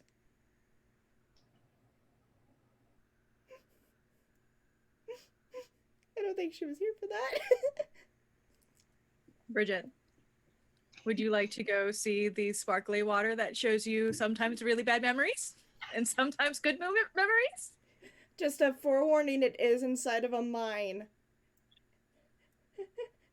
And I don't want to make Sutha uncomfortable.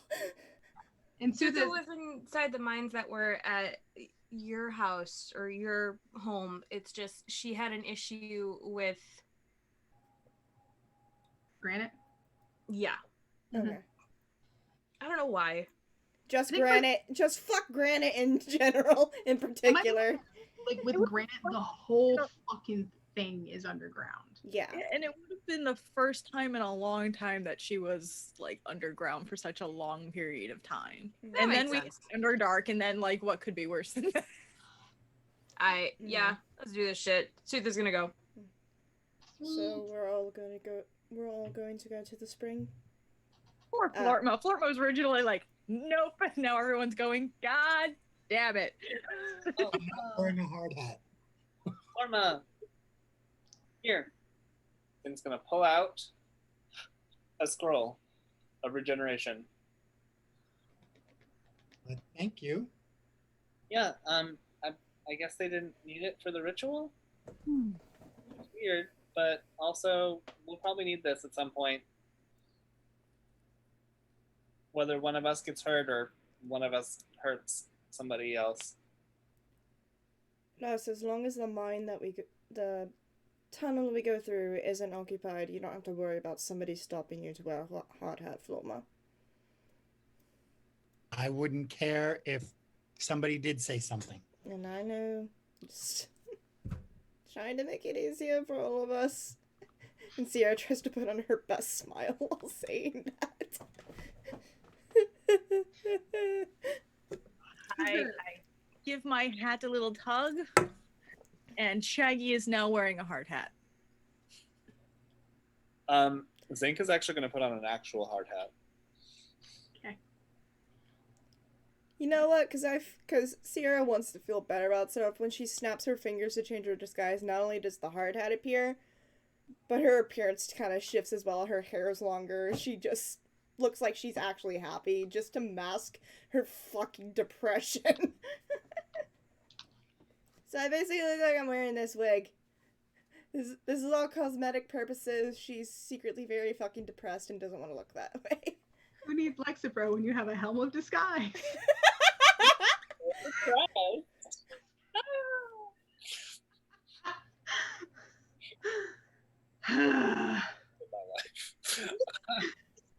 Christ. There we go. He's bad. On his hat of disguise. So let's look to everyone. In we go. Hey, let's go meet this water spirit thing, person, being, entity. Okay. Wait, Sutha, you're coming in? Sutha just like, what does the entrance look like? The entrance to this place is honestly like a lot more open than some mines. So it's kind of open, and then like slants downward a little bit, and then branches into, I think I said 3 big tunnel places: blue, red, and purple. Sorry, blue, red, purple, and rainbow. 4 places. And you guys know the way to the thing pretty well. But it's not a close or like inherently claustrophobic. It's kind of spacious as far as mines go. All right. Are there any pickaxes or things of that nature nearby? No, because they don't use those. Sorry. Do you need something to fidget with? Sutha just is, you could tell she's uncomfortable, but She's like doing that pep talk to herself. She's like, doing the like tiptoe, like back and forth, like jumping up and down. She's like, okay, I got this. I'm ready. Let's do this. Oh, baby. Giant half orc in the middle of the town hyping herself up. You're strong. Yeah. Shit. I just feel like she's the Terry Crews of the group.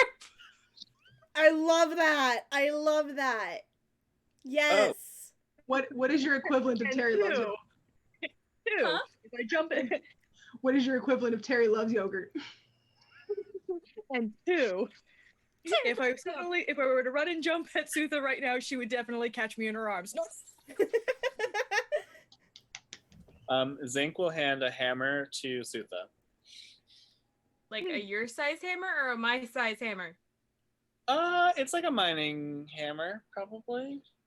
It's Gnome's mine, so Like a sledgehammer or like a nail in the wall hammer? Either one could be used as a weapon if you're strong enough. halfway. For you, it's small. Frozen bean. There, you all right?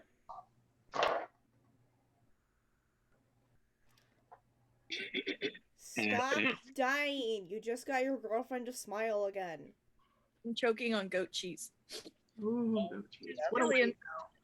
It's okay. You making that face, but it's blueberry vanilla goat cheese. Oh yeah. Oh yeah, because this shit is amazing. And it's trying to kill you.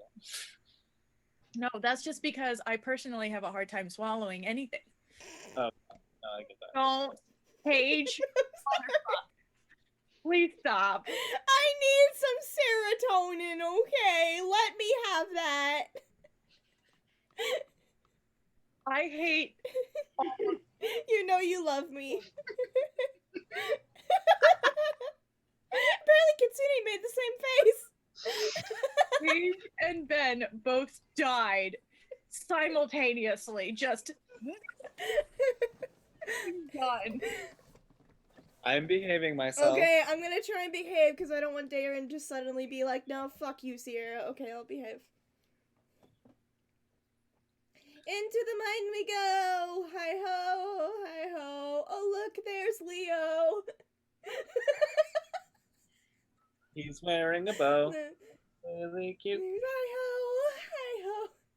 He's cute for show. Hi-ho. Hi-ho. We need to actually compose a song like that later. Hold on, no. We got this. Hi-ho, Oh, hi-ho. hi-ho. Hey, look, there is a Leo. He's got a bow and he's cool for a show. Hi-ho, hi-ho, hi-ho. We just made your song, bud. Yeah, we just made his theme song right there. Stitch that. Someone. Do something that you're supposed to do. Kitsune, clip that.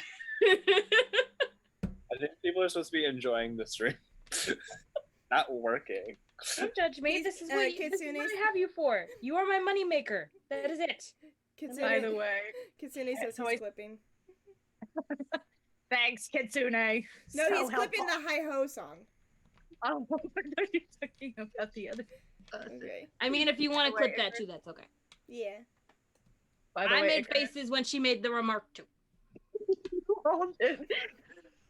Oh, by the way, Icarus, I took a picture of the packaging and put it in the group for the goat cheese. Hell yeah.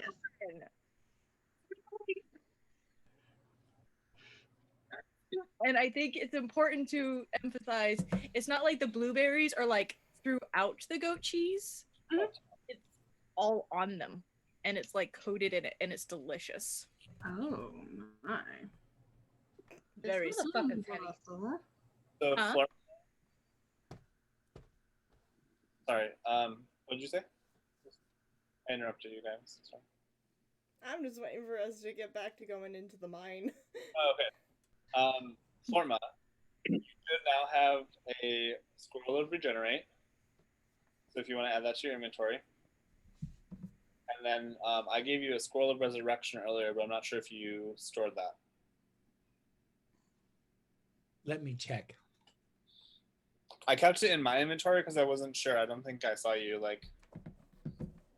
No, I didn't get that one. Okay, so yeah, you have 1 scroll of regenerate and 1 scroll of resurrection that I had purchased previously. And now you own those. Those are in your inventory. It might be scroll very rare, and you might have to like modify them.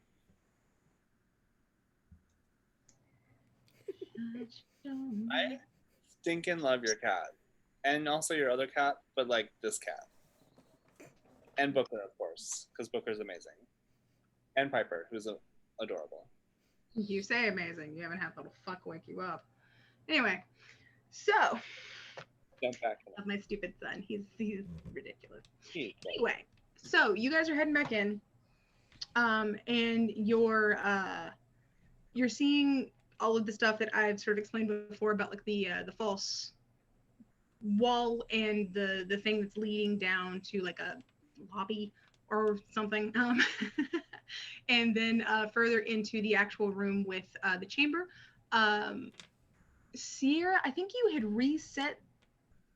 Yeah, I reset the door, but you didn't. I relocked the door, but we didn't put. I want to check to see if a new spell has been put down. Gotcha. It looks like no. There isn't a new spell here as far as you can tell. Let's pull out my thieves' tools. Shatink.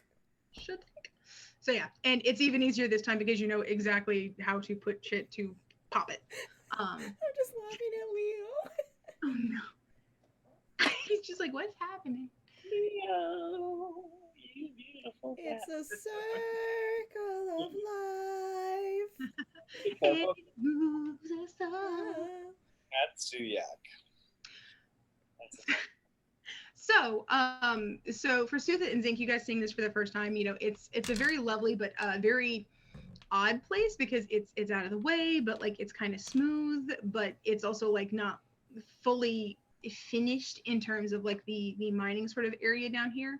And the magic lights in the lanterns like come on as y'all are walking forward, which everybody else had seen like beforehand.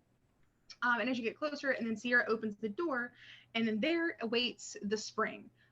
It's glowing faintly as it had been before. It's in its little like basin, for lack of a better word.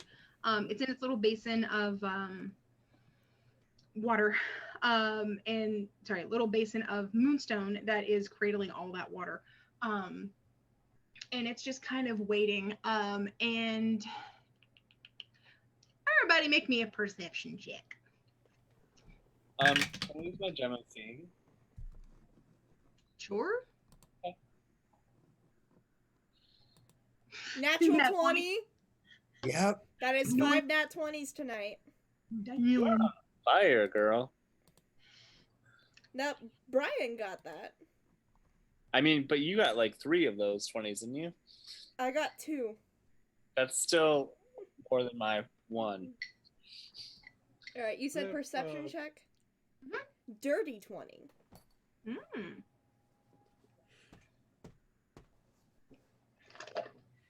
We got a slutty and a dirty. Hey. At 22. 26. Nice. 22. Zink got an 8. 44. I'm not getting 8. Right. What'd Sutha get? You're blown away. You don't see shit. What'd you get, Sutha? Sutha? Sutha keeps looking at the dice and laughing, so. 27. Yes. I'm so happy. Okay. Well, Well, tell you that rope thing's coming in handy. Sutha and Florpa see all. So if you got a 20 or above, which I believe is most of you, except Zink. Yeah, Zink's the only one who didn't get it. Zink is like, fascinated with the facets of the gem of seeing. Yeah.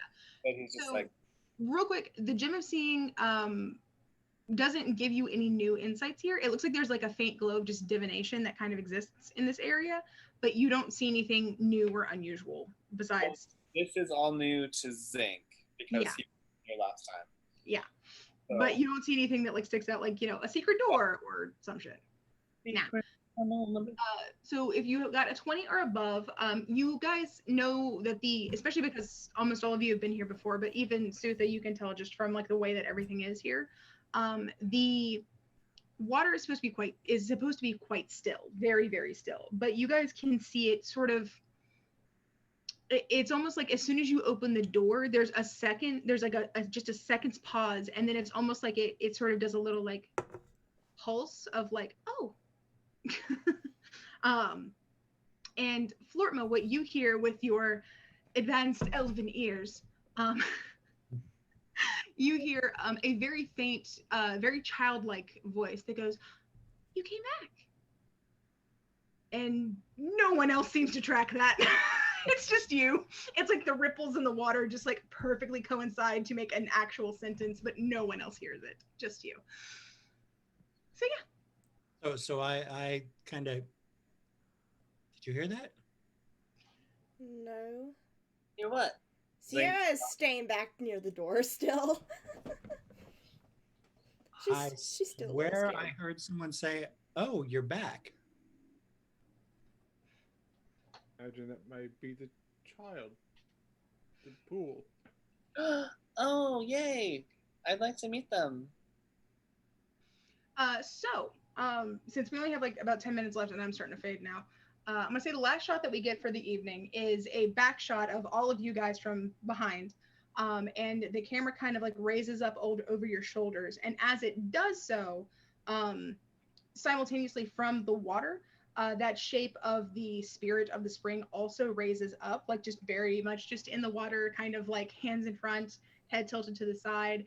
And you can kind of see like the outline-ish of a sort of smile. And it sort of like raises up together. There's very dramatic music in the background that also has like a lot of little tinkly elements to it, like water. And she, like as I said, like tilts her head to the side and says, "Hello." And that's where it ends. Sierra would like to draw her bow. I'm kidding. Roll initiative. Do not shoot a child. I mean, I think you guys forget Sutha hasn't been here, so like something's being drawn. Oh, do not murder the child. I did warn you that I met a child here. Been out of water. So, Bridget. Oh, those are beautiful. This is the anodized pink and orange pigment metal dice. I can make that now. I will take 50. I don't. The thing is that I don't make dice anymore. The dice that I have made are for you guys, and that's it. I don't make personalized dice sets anymore. Well, I made the one you made right here. I make these, which are just my d20s that I put in my skulls, but I can make the skull look metallic. I still have dibs on like 18 of your things. I just. You guys want to see the new one I made? Yeah. I don't know if I showed you it. If I showed you it, I'm sorry. You can barely see that die. It keeps going into your I know. Damn green screen. These are the ones Bridget made for me. Ooh. They're pretty. Ooh. Oh, it sparkles. It looks like it's made of rose quartz. He's so sparkly. Oh, he's got dice in his head. It's got a full set. Awesome. I didn't even pay for this set. Someone bought me it off of my wish list, so I have like 25 sets of dice that are going to go in the big ones. That's amazing. Yeah. This is my new one. That is awesome. That's awesome. Yo, I've almost used this entire notebook. I am very close to the end of it. I might have to appropriate one of my other ones of these to continue taking notes. Do you have Michael's near you? Huh? Do you have Michael's near you? I mean, yeah, but this is specifically like one of the ones from my company. And I can't get into the office to get a new one. So Michael's has these really nice, super cheap, but like moleskin style notebooks. I will grab one for you. I'm not gonna. Or just spitballing, go buy one from Sarah. can also do that. Do it now so it's here by the time. Get Leo on the cover. But just to play devil's Yeah, advocate, Praise Leo is in fact a notebook. Anyone still watching, you can get a notebook that says "All Praise Leo." so yes, do that. But also, Michaels has these notebooks that are like really nice, and you can get different designs. Like this one is invisible, so it's dotted, so it just has Yeah, like dots. that's a bullet journal. I have one that I use for the Star Wars campaign that I actually write in Mandoa for, one of the Star Wars languages, and I cry when I do so. That's super sick. God, I could probably show you guys one of my entries before we head off for the night. But yeah, they also have lined, they have grid, they have blank white page, and I think they have another style. And I want to say they're between $5 and $7, depending on where you live. Yeah.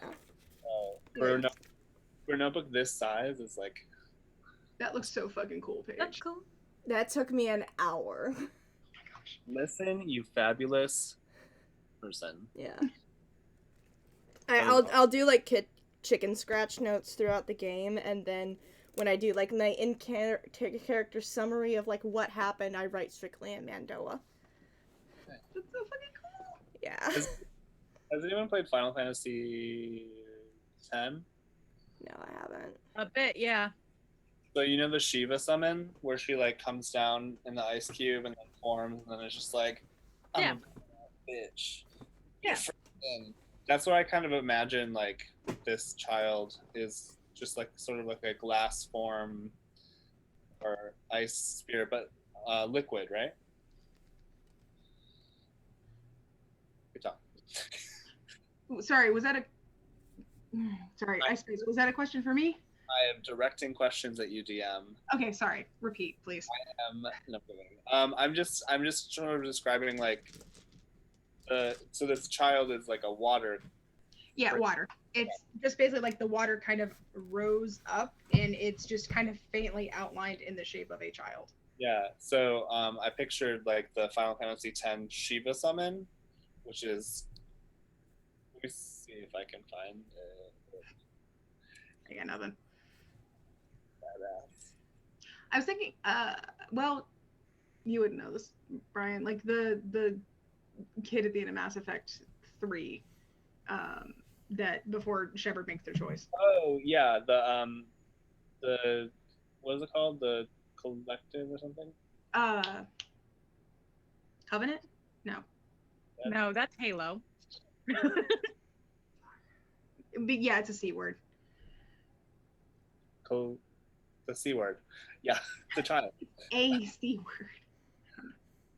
Either way. But yeah, so it's just water. It rises up in the shape of thing. Okay, I'm gonna share this with you guys. Ta-da! Oh my god! And look! I said a 3 and serve. Now you get aligned, unlined. Get packs of 3. Nice. That's. And then for Ben. Or the lily one. Oh yeah, the which lily? Which lily? Stargazer. Oh yes. I got the book. Anyway, pull that up. I was also going to show off this one just because I think it's really pretty. Ooh. It's so pretty. Oh, you should do the bee and butterfly as like a collection. Because it's cute insects on cute flowers. True. And then this one I just think looks really cool. Oh hell yeah. Yeah, now I gotta find something to But yeah. Hope y'all had fun. Yeah. Yeah, sorry I was so out of it today. It's cool. It's been a long week. Hopefully we will all be rested for next session. Yeah. And hopefully Sierra won't be as depressed. Everybody just needs a therapy session. No, what Sierra needs is her boyfriend to stop doing dangerous shit. You know what? He's What in we no need is danger. an unarmed therapy session. Kitsune, we And might yes, need you. also that. Also the thing Sierra needs. Yeah, Sierra- Kitsune, we might need your therapist NPC to pop in for a session. Oh, that would be absolutely amazing. I will help you build that character. That's the most like. We will consult with all of our friends to find you the most insight broken fucking character we cannot lie to at all. I want nothing but shit into insight. He just has a Perception. ring that's a ring of truth, which just constantly is casting Zone of Truth around him. Oh yeah. Alright, I think we're gonna head off on the stream tonight, you guys. Thank you so much for watching episode 46. I will have this uploaded next week. We hope to see you next Friday for episode 47. If you enjoy the Fandelver campaign, we will be streaming that this Sunday, and we will have Humblewood on Monday, most likely. I was going to actually talk to Hannah to see if she wanted to do Pandora, just because I don't want her to feel like she has to skip after the delay, just because Humblewood would normally be this Monday. Yeah. But if she says to go with Humblewood, then yeah, we're doing Humblewood. Alright. So we should have one or the other on Monday, and if you guys enjoy Star Wars, we will have the Star Wars game on Wednesday. But other than that, hope you all have a great rest of your evening. Sleep well, and is it Friday yet? We will see you all next game. Bye! Bye.